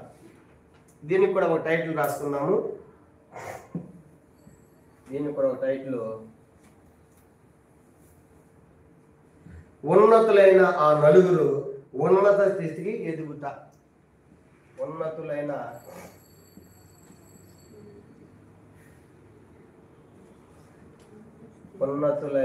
ఆ నలుగురు ఉన్నత స్థితికి ఎదుగుట. ఉన్నత స్థితికి ఎదుగుట. ఇది 4వ సంగతి. దానియేలు గ్రంథము మొదటి అధ్యాయం 17 నుంచి 21 వచనాలు. ఇది 3వ సంగతి. మొదటిది మనం చూసుకున్న మొదటి 7 వచనాలు బబులోను కొనబడిన దానియేలు వారి స్నేహితులను చూస్తున్నాము. 2 నుంచి 16 వచనాల్లో సవాళ్ళ మధ్య విశ్వాసం కనపరిచిన దానియేలు మరియు వారి స్నేహితులు 2 చూసాం. 3వది ఇప్పుడు 17 నుంచి 21 వచనాలు కూడా ఒక టైటిల్ ఇద్దాము, ఉన్నతులైన ఆ నలుగురు ఉన్నత స్థితికి ఎదుగుట అని మనకు జ్ఞాపకం చేయబడతా ఉంది. కానీ ఇప్పుడు 16 వచనాలు ముగించాం. ఇప్పుడు 17వ వచనాన్ని చదువుకుంటాం. దానియేలు గ్రంథము మొదటి అధ్యాయము 17వ వచనం. 17 ఈ నలుగురు బాలుల సంగతి ఏమనగా, దేవుడు వారికి జ్ఞానమును సకల శాస్త్ర ప్రవీణతయు వివేచనయు అనుగ్రహించెను. మరియు దానియేలు సకల విధములకు దర్శనములను స్వప్న భావనను గ్రహించి తెలియగలవాడై ఉండును. మనం గమనించే దీంట్లో మరొక సంగతి, దీంట్లో ఒక విషయం రాసుకోవాలంటే వారు జ్ఞానులు అంట. చెప్పినంత జ్ఞానం. ఈ నలుగురికి కూడా ఏమి ఇవ్వబడుతుంది? వాళ్ళకి జ్ఞానం. కనుక దేవుడు ఇచ్చాడా లేకుంటే వీళ్ళు అడిగారు జ్ఞానాన్ని? ఏమన్నా అక్కడ చూడండి, దేవుడు వారికి అనుగ్రహించను. ఎందుకు ఇచ్చాడు దేవుడు? కొన్నిసార్లు బైబిల్లో జ్ఞానాన్ని అడిగి పొందుకున్న వాళ్ళు ఉన్నారు, దేవుడు ఇచ్చిన సందర్భాలు కూడా ఉన్నాయి. ఇప్పుడు ఈ సందర్భం దేవుడు ఇచ్చారా వాళ్ళు అడిగారా? 17 దేవుడే ఇచ్చాడు. ఎందుకు ఇచ్చాడు దేవుడు అంటే వాళ్ళు ఎట్లా జీవించారు? భోజనం గురించిన భోజనం నిరాకరించారు. తర్వాత 2వ సంఘం మనం చూస్తూ భోజనం నిరాకరించిన శత్రువులుగా మిత్రులుగా మార్చుకోగలిగారు. తర్వాత పరిశుద్ధంగా జీవించారు, పరీక్షల గుండా వెళ్ళారు, పాస్ అయ్యారు, నమ్మకంగా జీవించారు. ఇలాంటి వారిని దేవుడు అడక్కమని ఏమి ఇస్తాడు చెప్పండి? జ్ఞానం ఇస్తున్నాడు. కాబట్టి వాళ్ళ జ్ఞానులు కారణం ఏంటంటే వాళ్ళ జీవితాన్ని దేవుడు చూస్తూ ఉన్నాడు. కానీ ఇలాంటి వారికి కాబట్టి ఎవరికి జ్ఞానం ఇవ్వాలి అని చెప్పి దేవుడు వాళ్ళు అడగక ముందు వాళ్ళకి జ్ఞానం ఇస్తున్నాడు. కానీ మనం కూడా ఎప్పుడైతే దానియేలు వాళ్ళ స్నేహితుల్లాగా ఆ పై సంగతి ఇలాగ చదువుకున్నామో, బోధన విషయంలో కానీ, మన ప్రవర్తన విషయంలో కానీ, పరిశుద్ధ విషయంలో కానీ, పరీక్షల విషయంలో కానీ, నమ్మకత్వం ఎప్పుడైతే మనం నమ్ముకుంటామో దేవుడు మనకు తప్పనిసరిగా ఆ జ్ఞానాన్ని ప్రసాదిస్తాడు. వీళ్ళేమో అడగకముందు దేవుడు ఇచ్చాడు, సొలొమోను ఏమో అడిగి పొందుకున్నాడు. నీకేం కావాలంటే ఆయన ఏమన్నాడు? నీ ప్రజల పరిపాలన నాకు అడిగితే కూడా ఇస్తాడు, అడగకపోయినా కూడా ఇస్తాడు. ఇప్పుడు ఇలా అడగలేదు. 17వ వచనంలో దేవుడే వారికి అనుగ్రహించాడు అంటే అర్థం ఏంటంటే వాళ్ళ బిహేవియర్ చూసినప్పుడు దేవుడికి ఎంతో ఆనందం అనిపించింది. ఇంత యవన కాలంలో దాసులు కొనబడి, బానిసలు కొనబడి, శత్రుల మధ్య ఎలాంటి సవాళ్ళ మధ్య మీరు జీవిస్తున్నారు, ఎంత నమ్మకంగా జీవిస్తూ ఉన్నారు, ఎంత పరిశుద్ధంగా ఉన్నారు, మీ ప్రవర్తన ఎంత బాగా ఉందని దేవుడు ఆలోచించినప్పుడు దేవుడికే సంతోషమైంది. అది దేవుడే వారి జ్ఞానమును అనుగ్రహిస్తూ ఉన్నాడు. చూసారు ఎంత గొప్ప ఆధిక్యత. లోకంలో జ్ఞానం పొందుకోవడం అనేది ఎంత అద్భుతమైన సంగతి. ఎంత డబ్బు ఉన్నా, ఎంత వెండి బంగారం ఉన్నప్పటికీ కూడా జ్ఞానానికి సమమైంది కాదు. అందుకే సామెతలు అంత అమ్మి ఏం కొనుక్కోవాలని మనము జ్ఞానాన్ని సంపాదించుకుంటాడు. నీకున్న సంపాదన అంతా ఇచ్చి జ్ఞానాన్ని సంపాదించుకుంటాడు. నీకున్న డబ్బు అంతా ఇచ్చి జ్ఞానం సంపాదించుకుంటాడు. కనుక ఈ జ్ఞానం సంపాదించుకుని వచ్చేది కాదు, కానీ దేవుడు ఇవ్వాలి. కానీ ఇక్కడ దేవుడే ఇస్తున్నాడు. అంటే వాళ్ళ ప్రవర్తన ఎంత సంతోషంగా దేవుడికి ఉండాలి ఇవన్నీ చూసినప్పుడు. కానీ అందుకే అవన్నీ చూసినప్పుడు దేవుడికి ఎంతో ఆనందం అనిపించింది. అందుకే దేవుడు ఎలాంటి వారికి వాళ్ళని చెప్పాడు, అలాంటి వారికి గొప్ప జ్ఞానాన్ని వాళ్ళకి అనుగ్రహించాడు. వాళ్ళు జ్ఞానం పొందినప్పుడు దాని గురించి ప్రత్యేకంగా ఏమని రాయబడుతుంది, దాని గురించి ఏమని రాయబడింది? ఇంకా దానియేలు జ్ఞానమే కాదంట. 17వ వచనం, మరియు దానియేలు సకల విధములకు దర్శనములను స్వప్న భావములను గ్రహించు తెలివి గలవాడు అది దానికి ప్రత్యేకంగా ఇచ్చాడు. వాళ్ళందరూ జ్ఞానం ఇచ్చారు. జ్ఞానం పొందుకోవడమే కాదు కానీ దాని గురించిన సకల విధ దర్శనాలు స్వప్న భావాలు కూడా గ్రహించి తెలివి గలవాడే ఉండును అలాంటి ఆధిక్యత ఇచ్చాడు. అంటే దాని ప్రత్యక్షత ఉంది. అందుకే ముందున్న నెల మనం చూస్తాము కళలు బట్టి వాడి భావాన్ని కూడా ఆయన చెప్పగలుగుతున్నాడు. కారణమే దేవుడు ఇచ్చాడు. అందుకంటాడు ఆయన చెప్పిన దాన్ని కూడా ఇది నా వాళ్ళకి చెప్పినది కాదు, దేవుడు నాకు బయలుపరిచాడు అంటాడు. అంటే దానిలో అంత ఉన్నతమైన స్థాయికి ఎలా ఎదగలిగాడు వారి స్నేహితులు అంటే వారు జీవించిన జీవితాన్ని బట్టి వారు జ్ఞానం అనుగ్రహించాడు. వాళ్ళకి ఇది కూడా ఉంది ప్రత్యక్షతలు, అంటే దర్శనాలు చెప్పేటువంటి ఆ దర్శనం యొక్క భావం చెప్పేటువంటి ఆ యొక్క తెలివి కూడా వారికి దేవుడు అనుగ్రహించాడు. పాత నిబంధనలు ప్రత్యక్షతలు కలిగినటువంటి వ్యక్తి మనకి మరి బైబిల్లో మరొక మనకు కనబడతాడు. ఎవరంటే ఆయన జకరియా కూడా 2 దినవృత్తాంతములు 26వ అధ్యాయంలో జకరియా అనేటువంటి వ్యక్తి కూడా దేవుని యొక్క ప్రత్యక్షతలు పొందుకున్నాడుగా మనం చూస్తాం. 2 Chronicles chapter 26 2 దినవృత్తాంతములు 26వ అధ్యాయం చూడండి 5వ వచనం. 2 దినవృత్తాంతములు 26:5 దేవుని ప్రత్యక్షత విషయం మందు తెలివి కలిగిన జకరియా దినములలో ఈ జకరియా కూడా ఏమందంటే దేవుని ప్రత్యక్షతలు ఉన్నాయి. కానీ జకరియా ఉంది ఆ ప్రత్యక్షత. పాత నిబంధనలుగా దానియేలుకు కూడా ఈ ప్రత్యక్షతలు ఉన్నాయి. అంటే భవిష్యత్తులో వారు ఎన్నో చెప్పబోతా ఉన్నారు అనే సంగతి మనకు అర్థమవుతా ఉంది. కానీ మన పిల్లలు కూడా మనం కూడా అలాంటి దైవ జ్ఞానాన్ని పొందాలంటే అడక్క ముందే దేవుడు ఇవ్వాలంటే ఏం చేయాలి? మనము అలాగూ దానియేలు వారి స్నేహితులాగా మనం జీవించాలి. కాబట్టి అది మనకు జ్ఞాపకం చేయబడతా ఉంది. ఇంకా మనం చూసామంటే కనుక చూడండి దానియేలు గ్రంథము 1వ అధ్యాయము 18వ వచనం. దానియేలు గ్రంథం 1వ అధ్యాయం 18వ వచనం. నెబుకద్నెజరు తన సముఖమునకు వారు తేవాలని ఆజ్ఞ ఇచ్చి నియమించిన దినము కాగానే నపుంసకుల అధిపతి రాజు సముఖమున వారిని నిలబెట్టను. రాజు వారితో మాట్లాడగా వారందరిలో దానియేలు, హనన్య, మిషాయేలు, అజర్య వంటి వారు ఎవరును కనబడలేదు కనుక వారే రాజు సముఖమున నిలిచేది. కానీ ఇప్పుడు ఆ చెప్పిన టైం 3 సంవత్సరాలు అయిపోయింది. 3 సంవత్సరాల తర్వాత ఇప్పుడు వాళ్ళకి ఏముందండి? ఇప్పుడు 10 దినాలు పరీక్షించిన తర్వాత ఆ భోజనం తర్వాత ఇప్పుడు రాజు ఎదురు తీసుకొని రాబడ్డారు. రాజు తీసుకొని రాబడిన తర్వాత ఏం జరుగుతుంది? 19వ వచనం. రాజు వారితో మాట్లాడాలంటే అర్థమైంది. రాజులు వారితో బాగుందని మాట్లాడటం కాదు. ఇప్పుడు ఆ పీరియడ్ అయిపోయిన తర్వాత వాళ్ళు రాజు సముఖాన్ని తీసుకొచ్చారు. రాజు సముఖాన్ని తీసుకొచ్చినప్పుడు ఎట్లా ఉండాలని చదువుకున్న 1వ అధ్యాయంలో రాజుగారి ముందు ఎట్లా ఉండాలంటే వాళ్ళు ఏమని కోరుకున్నాడు? 7 లక్షణాలు చెప్పారు. చూడండి 1వ అధ్యాయము రాజు సముఖానికి వచ్చేటప్పుడు వాళ్ళు ఎట్లా ఉండాలి? 4వ వచనంలో లోపము 1వ అధ్యాయం 4వ వచనం లోపము లేని వారిగా ఉండాలి, సౌందర్యముగా ఉండాలి, సకల విద్యా ప్రవీణత జ్ఞానము కలిగి ఉండాలి, తత్వజ్ఞానము కలిగి ఉండాలి. ఆ తర్వాత కింద వచనం మనం చూసామంటే కల్దీల విద్యా భాష వాళ్ళకి వచ్చి ఉండాలి. ఇప్పుడు ఇవన్నీ ఉండాలన్నమాట. ఇవన్నీ ఉన్నవాడు ఎక్కడ రావాలి? రాజుగారి దగ్గర రావాలి. ఇప్పుడు అర్థమైన ప్రశ్న ఏంటంటే రాజు వాళ్ళతో మాట్లాడుతున్నారంటే ఇది ఇంటర్వ్యూ. రాజుగారి ఏంటంటే ఇది వాళ్ళకి ఇంటర్వ్యూ. ఇప్పుడు పరీక్షలు అయిపోయినాయి వాళ్ళకి.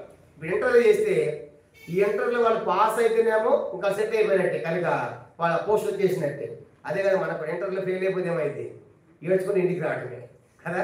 కానీ ఇప్పుడు వాళ్ళకి రాజు వారితో మాట్లాడంటే హాయి బాగున్నారు తిన్నారు తాను ఈ మాట్లాడాడు. ఆయన ఇంటర్వ్యూ ఎట్లా ఉంటుంది? ఇంటర్వ్యూ గారు అందరికి ఎట్లా ఉంటుంది?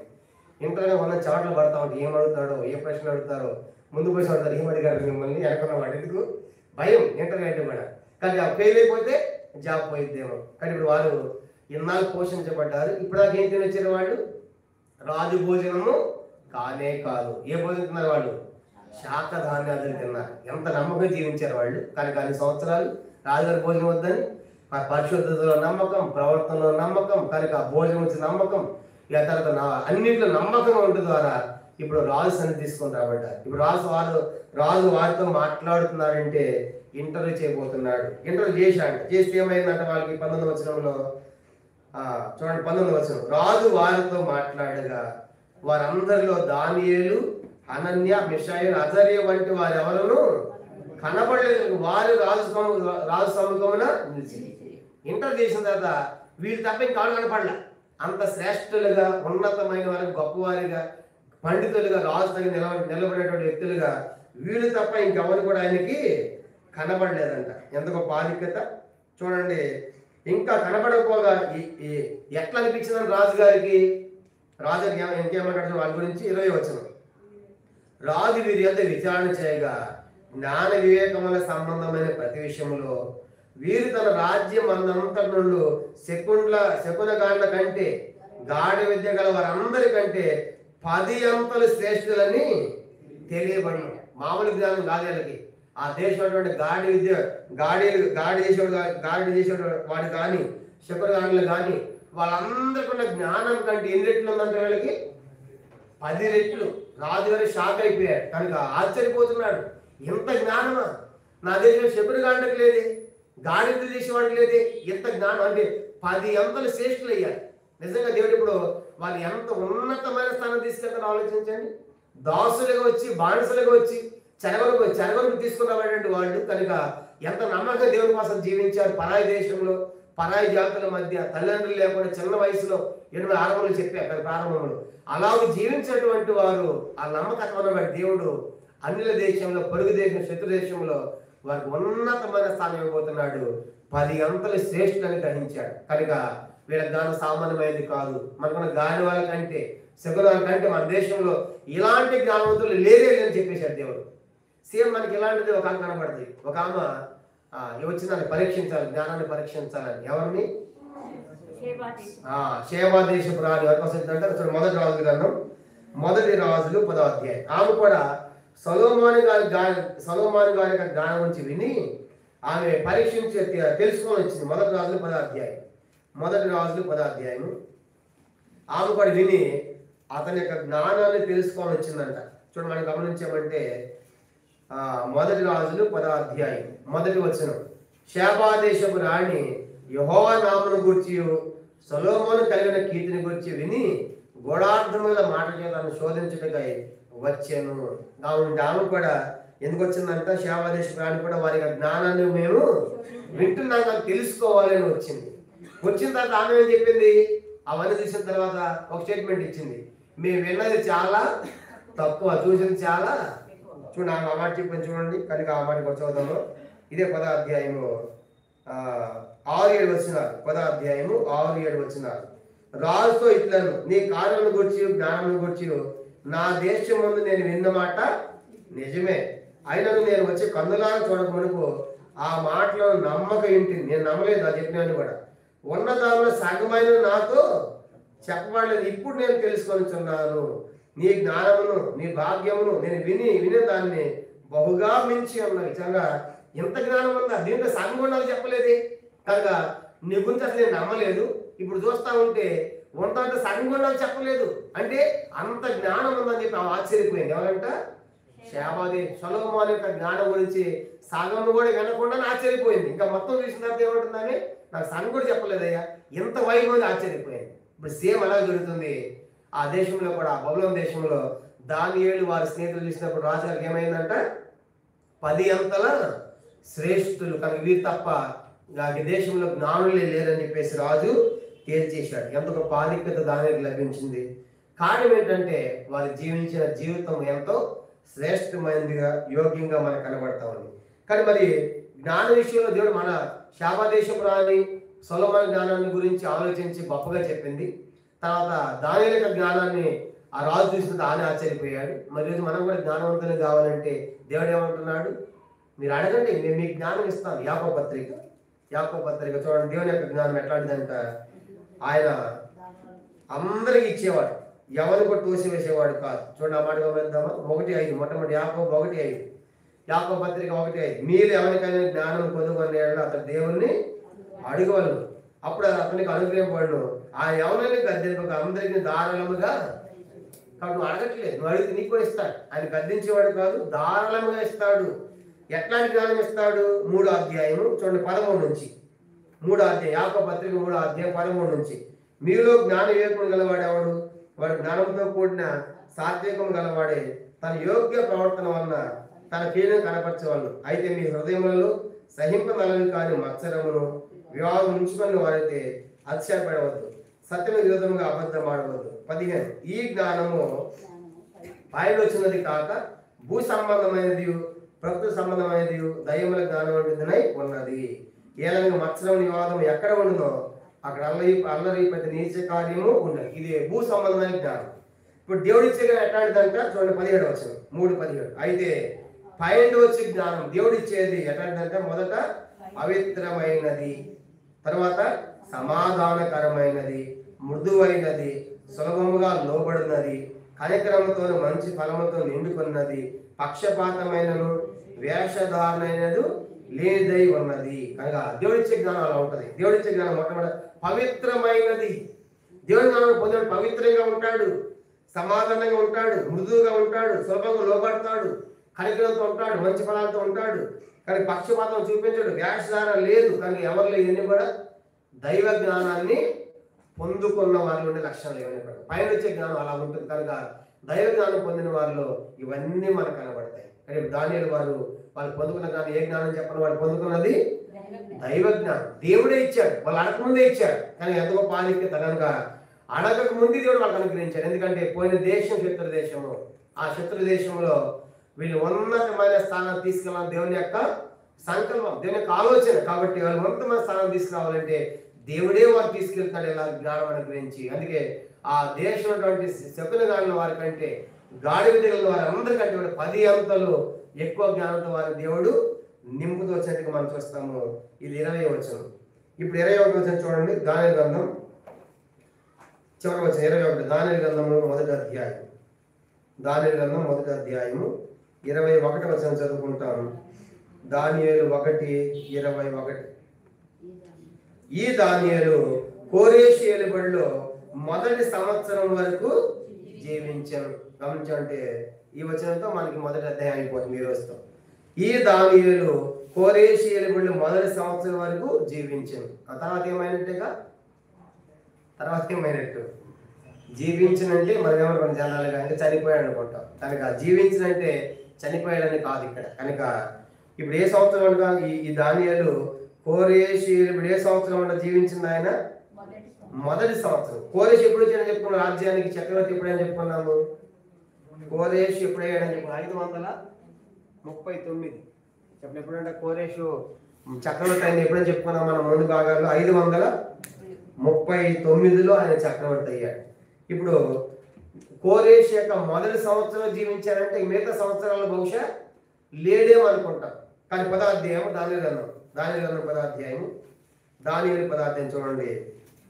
ఇప్పుడు దాకా ఇంకా దానియేలు గ్రంథం 10వ అధ్యాయము 21వ వచనం చదువుకుంటాము. దానియేలు గ్రంథము 10వ అధ్యాయము మనగా మొదటి వచనం, క్షమించండి, దానియేలు 10వ అధ్యాయం మొదటి వచనం. దానియేలు గ్రంథము 10వ అధ్యాయము మొదటి వచనం చదువుకుంటాము. పారసీక దానియేలు 10వ అధ్యాయం మొదటి వచనం. పారసీక రాజుకు కోరేషు పాలన కాలంలో 3వ సంవత్సరమున బెల్తెషాజరును దానియేలునకు ఒక సంగతి బయలుపరచబడును. ఎవరి పాలన కాలం ఇది?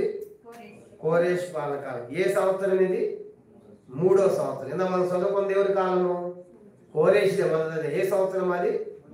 మొదటి సంవత్సరం. మరి మొదటి సంవత్సరం జీవించాలంటే 2 సంవత్సరాలు లేడు అనుకోకూడదు. కనుక మరి 2 సంవత్సరం ఉన్నాడు, 3 సంవత్సరం ఉన్నాడు, ఇంకా ఉన్నాడు, ముందు కూడా ఉంటాడే. అంటే అక్కడ అర్థం ఏంటంటే మొదటి సంవత్సరం వరకు జీవించాలంటే చనిపోయి అనుకుంటాం జనరల్గా మనం. అట్లా ఉంది అక్కడ లాంగ్వేజ్. కానీ చనిపోవడం కాదు ఆయన. ఆ మొదటి సంవత్సరం ఎక్కడ పోయాడంటే ఇప్పుడు ఆయన చెరగ తీసుకొని రాబడ్డారు కదా, పరీక్ష అయిపోయింది కదా. ఇప్పుడు ఆయన ఏం చేయాలంటే అక్కడ తీసుకొని పోయి ఆయన ప్లేస్ మార్చాడు. ఇప్పుడు ఏంటంటే ఆయన రాజు యొక్క అంతఃపురాన్ని తీసుకొని పోతున్నాడు.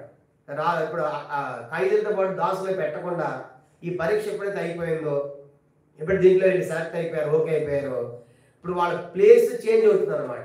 అంటే రాజు యొక్క ఒక మాట చెప్పాలంటే రాజుగారి కోర్టులోకి వెళ్తున్నారు లోపలికి. ఇప్పుడు దాకా బయట ఉన్నారు. కానీ ఎస్తేర్ రాణి కూడా ఏం చేసింది చెప్పండి? సెలెక్ట్ అయ్యేవారికి ఎక్కడ ఉండాలి? బయట ఉండాలి. ఎప్పుడైతే సెలెక్ట్ ఆ తర్వాత ఏమైనా రాణి లోపలికి పోయిందని వీళ్ళు కూడా ఈ యొక్క శాఖ ధాన్యాలు ఈ భోజన తిన్న అందరూ కూడా రాజుగారి పరీక్ష టైం వరకు బయట ఉన్నారు. ఇప్పుడు ఎవరైతే సెలెక్ట్ అయ్యారు, ఓకే అయ్యారు, ఇప్పుడు వాళ్ళందరూ ఎక్కడికి పోతారు? రాజుగారి యొక్క కోర్టు లోపలికి పోతున్నారు. మనకు అర్థం కావాలంటే అదే 2వ అధ్యాయం 49వ వచనం దానియేలు గ్రంథం చూడండి. దానియేలు గ్రంథం 2వ అధ్యాయం 49వ వచనం ఎక్కడ ఉన్నారంటే ఇప్పుడు దానియేలు 2:49 వాళ్ళ ప్లేస్ మారింది. ఆ ప్లేస్ లో దేవుడు రాజుగారి కోర్టు అంటే సంస్థానంలో రాజుగారి యొక్క భవనం లోపలికి వెళ్తున్నారు, ప్రత్యేక స్థానం ఇస్తున్నారు. అంటే వాళ్ళ ప్లేస్ వేరే స్థానానికి షిఫ్ట్ చేయబడుతుందని మన అర్థం. జీవించాలంటే ఆ సంవత్సరం దాకా అంటే అక్కడి నుంచి మార్చబడుతున్నారు వాళ్ళని. 2వ అధ్యాయము 49వ వచనం, దానియేలు 2:49. అంతట దానియేలు రాజు వద్ద మనవి చేసుకొనగా ఆ రాజు షద్రకు మేషాకు అబేద్నెగోను వారిని బబులోను సంస్థానం మీద విచారణకర్త నియమించాను. అయితే దానియేలు రాజు సన్నిధిని ఉండెను. అదనమాట చెప్పాడు. రాజు దానియేలు ఎక్కడ తీసుకొని రాబడ్డాడు? రాజు సన్నిధి. అంతకుముందు ఎక్కడ ఉన్నాడు? బయట ఉన్నాడు. సెలెక్ట్ అయిన తర్వాత ఇప్పుడు రాజు సన్నిధిలో తీసుకొని రాబడుతున్నాడు కనుక జ్ఞాపకం చేయబడతాడు. కాబట్టి ఇప్పుడు దానియేలు ఇప్పుడు ఏం చేశాడంటే వాడిని రాజుని తీసుకొచ్చి వాడిని ఆ యొక్క సంస్థానం మీద ఏం చేశాడు? వాడిని హెచ్చించాడు. బబులోను సంస్థ విచారణకర్తలు నియమించాడు. అయితే దానియేలు రాజు సన్నిధిని ఉండెను. మరి ఎంతో పాయింట్ కదండి. ఇప్పుడు వాళ్ళు దేవుడు వారిని హెచ్చించాడు. దాసులుగా తీసుకొని పోబడినటువంటి దానియేలు వారి స్నేహితుల్ని వాళ్ళ ప్రవర్తన ద్వారా దేవుడు సంతోషపడి వారి జ్ఞానం ఇచ్చి రాజుగారి ముందు 10 అంతలు శ్రేష్ఠులైన తెలియజేయబడి చివరికి వాళ్ళు ఇప్పుడు రాజుగారి యొక్క సన్నిధిలో తీసుకుని పోబడతారు. రాజు యొక్క సన్నిధి ఉంటుంది ఎంత గొప్ప ఆధిక్యత. కాబట్టి రాజుగారి సన్నిధికి అందరూ రాకూడదు కనుక అందుకే ఇస్తారంటారు కదా, ఆయన పిలవకుండా నేను పోతే ఏమవుతుంది? నాకు మానశిక్షే. కాబట్టి రాజు సన్నిధి ఉండమంటే రాజుగారి సన్నిధి ఉండడం అంత ఈజీ కాదు. రాజు నిలబడడం అంత ఈజీ కాదు. అలాంటి దానియేలు ఒక దాసుడిగా పోయి ఎక్కడ నిలబడుతున్నాడు? ఆయన ఎవరి సన్నిధిలో ఉన్నాడు? రాజు సన్నిధిలో ఉన్నాడు. కానీ ఎంత గొప్ప ఆధిక్యత. కానీ కోరేష్ కాలంలో కోరేష్ యొక్క పరిపాలన కాలం 539 ఆయన చక్రవర్తి అయ్యాడు. ఆయన మొదటి సంవత్సరం ఏమైపోయినప్పుడు ఆయన సంస్థానంలోకి తీసుకొని పోబడ్డాడు. భవిష్యత్తులో ఆయన ఎట్లా జీవించాడు, ఆ సంస్థ లోపల ఏం జరిగింది, కనుక దానియేలు ఆ పరిస్థితికి ఎలా జయించగలిగాడనే సంగతులు మనకి 2వ అధ్యాయం మనకు ప్రారంభమవుతాయి. దీంతో మనకి 1వ అధ్యాయము సమాప్తం. 1వ అధ్యాయం మనం ముగించుకున్నాం. 1వ అధ్యాయం మొత్తం మనకి 3 భాగాలు చెప్పుకున్నాము. మొదటి 7 వచనాలు బబులోను కొనుగోబడిన దానియేలు వారి స్నేహితులు, ఎంతో డీటెయిల్గా మనం ధ్యానం చేసాము. 2వ భాగం అన్నది 8 నుంచి 16 వచనాలు సవాళ్ల మధ్య విశ్వాసం కనపరిచిన దానియేలు వారి స్నేహితులు అనే 2వ చూసాము. ఎలాంటి సవాళ్ళు ఎదుర్కొన్నారో మనం చూస్తూ వచ్చాము. ఎలా విశ్వాసం కనపరిచారంటే భోజనంలో కానీ, ప్రవర్తనలో కానీ, పరిశుద్ధతలో కానీ, తర్వాత పరీక్షలో కానీ, నమ్మకత్వంలో ఎక్కడ కూడా తప్పిపోకుండా జీవించడం మనం చూస్తూ వచ్చాం. ఆ చివరిది ఉన్నతులైన నలుగురు ఆ యొక్క ఉన్నత స్థితికి ఎదగటం. ఏ రీతిగా దాసులుగా పోయి ఆ దేశంలో వారందరికంటే 10 అంతలు శ్రేష్ఠులుగా ఉన్నతమైన స్థానానికి వెళ్ళారు. చివరికి రాజుగారి విచారణ ద్వారా ఆ యొక్క ఇంటర్వ్యూ ద్వారా వాళ్ళు సెలెక్ట్ అయ్యే రీతిగా రాజు యొక్క సన్నిధిలో తీసుకొని రాబడ్డారో మనకు జ్ఞాపకం చేయబడుతుంది 1వ అధ్యాయం. దీంతో మనకు 1వ అధ్యాయం సమాప్తము. నెక్స్ట్ ముందు అధ్యాయాలు చాలా ప్రాముఖ్యమైనవి. ఇప్పుడు రాజుగారి సంస్థానంలో వారు ఏం చేశారు, ఎలా జీవించారనే సంగతి మనకి 2వ అధ్యాయం మనకు తెలియజేయబడతాయి. అలాగూ మరి 1వ అధ్యాయం ముగించేసాము. ప్రభు చిత్తం అయితే ముందున్న దినాల్లో 2వ అధ్యాయం మనం ప్రారంభిస్తాం. ప్రార్థన చేసుకుంటాం. అందరూ మోకరించండి. మోకరించండి, ప్రార్థన చేసుకుంటాం. ఈ వాక్య పేరులో మనం కూడా ఒక మంచి తీర్మానం చేసుకుంటాం. వాళ్ళు దాసులుగా పోయి యవ్వన కాలంలో 15 నుంచి 17 సంవత్సరాల యవ్వన ప్రాయంలో మంచి తిని తాగి వయసులో ఎంత పరిశుద్ధంగా జీవించగలను వాళ్ళ కోరిక. ఆ భోజనం మాకొద్దని రాజు భోజనం వరకు షేర హెచ్చలు చంపుకున్నారు. అంత మాత్రమే కాదు, మరి వాళ్ళ శత్రువులు కూడా మిత్రులుగా చేసుకున్నారు వాళ్ళ ప్రవర్తన ద్వారా. అయ్యో మేము బంధించబడడం కుంగిపోలేదు, కానీ వాళ్ళ మంచి సుబుద్ధి కలిగిన మంచి ప్రవర్తన శత్రువుల మిత్రులుగా మారి వాళ్ళు సహాయం చేస్తూ ఉన్నారు. అంత మాత్రమే కాదు, ఆ యవ్వన కాలంలో మేము ఎక్కడ అపవిత్రం అయిపోతామేమో అనే బాధ వారి లోపల ఉంది. అంటే పరిశుద్ధ జీవితం మీద వాళ్ళకి ఎంత ఆశ ఉంది దాని వాళ్ళ స్నేహితులకి. అంత మాత్రమే కాదు, ఆ పరిశుద్ధ కొరకై పరీక్షలు కూడా వెళ్ళడం ఇష్టపడ్డారు. మన పరీక్షలు పెట్టండి అన్నారు. మన పరీక్ష అంటే భయం, ఎక్కడేం బయటపడుతుంది ఏం తెలుస్తుందని, కానీ వాళ్ళు పరీక్షలో పాస్ అయ్యారు. అంత మాత్రమే కాదు, ఆ చిన్న భోజన విషయం కూడా మిక్కిలి కొంచెంలో నమ్మకంగా జీవించారు. దేవుడు అవన్నీ చూసి వాళ్ళకి మరి గొప్ప జ్ఞానాన్ని ఇచ్చారు. కనుక దేవుడే వాళ్ళకి అనుగ్రహించారు. వాళ్ళు అడగలేదు, కానీ దేవుడు జ్ఞానాన్ని గురించారు. దానియేలుకైతే దర్శనాలు, స్వప్నాలు చెప్పి ఆదిత్యం కూడా ఇచ్చారు. అది రాజుగారి ఇంటర్వ్యూ ద్వారా, విచారణ ద్వారా తర్వాత వాళ్ళు 10 ఎంతల శ్రేష్ఠులను తెలియబడటం, చివరికి మరి రాజుగారి యొక్క సన్నిధికి, ఆయన సంస్థానం లోపలికి తీసుకొని పోబడుతున్నారు. కాబట్టి దేవుడి కార్యాలు ఎంత గొప్పగా ఉన్నాయి. దేవుడు ఒక వ్యక్తిని హెచ్చిస్తే ఎవరు దాన్ని ఆపలేరు. కానీ వాళ్ళు దోసలకు పోయి ఆ దేశంలోనే ఒక ఉన్నతులుగా జీవించి ఉన్నతమైన స్థానానికి వెళ్ళారు. మనం ఒక దేవుడిని అడుగుదాం, ఆయన జ్ఞానం అడుగుదాం, ఆయన కొరకు పరిశుద్ధంగా జీవిద్దాం, ఆయన కొరకు మంచి ప్రవర్తన అనేకమైన సంపాదించుకుందాం, నమ్మకత్వం కలిగి ఉందాం, పరీక్షలు వెళ్దాం. తద్వారా దేవుని యొక్క ఆశీర్వాదాలు మనం కూడా పొందుకుంటాం. ప్రార్థన. పరలోకముందున్న మా తండ్రి, పరిశుద్ధ దేవ మీ స్తోత్రాలు. ఇతను మరి మొదటి అధ్యాయం ముగించుకోవడానికి మీరు సహాయపడ్డారు తండ్రి. మరి మీ స్తోత్రాలు చెల్లించుకుంటున్నాం. మరి దానిలో వారి స్నేహితులు చిన్న యవన ప్రాయంలో ఎలా జీవించారో కూడా దానియేలు వలె, తిమోతి వలె, యోసేపు వలె మేము కూడా జీవించాలని అనేకమైన హెచ్చరికలు మీరు మాకు అనుగ్రహించారు. అందుకే మీ స్తోత్రాలు. అది మమ్మల్ని సిద్ధపరచండి, సహాయం చేయండి ప్రభా. దాసులుగా కొనుక్కోబడి గొప్ప జ్ఞానాన్ని పొంది రాజు సన్నిధికి చేర్చబడ్డారు ప్రభా. ఎంత గొప్ప ఆధిక్యత.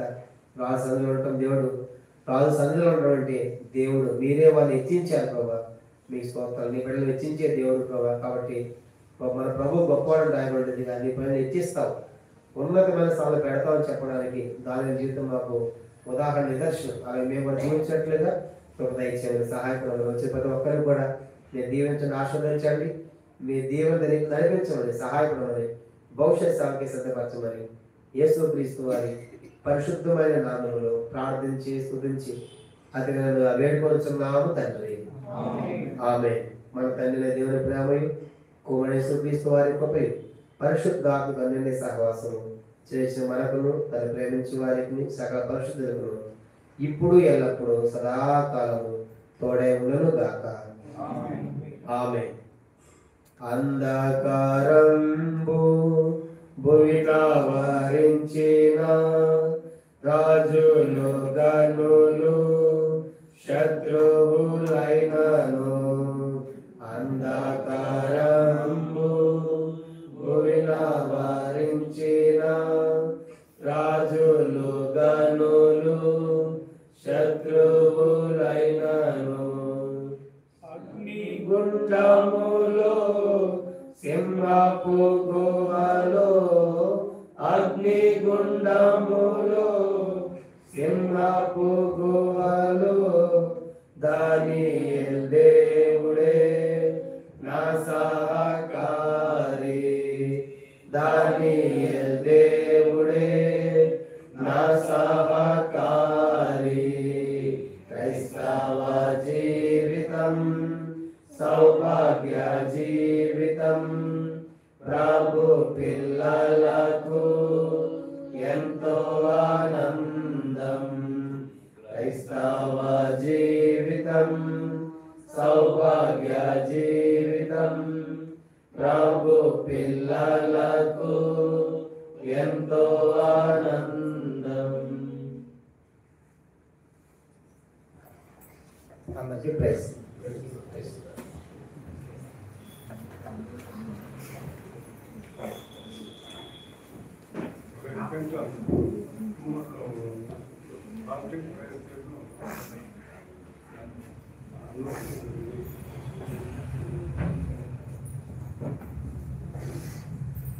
ఎన్ని గంటలు? రేపు 10:30 గంటలకు మన గ్రేస్ అమ్మ ఇంట్లో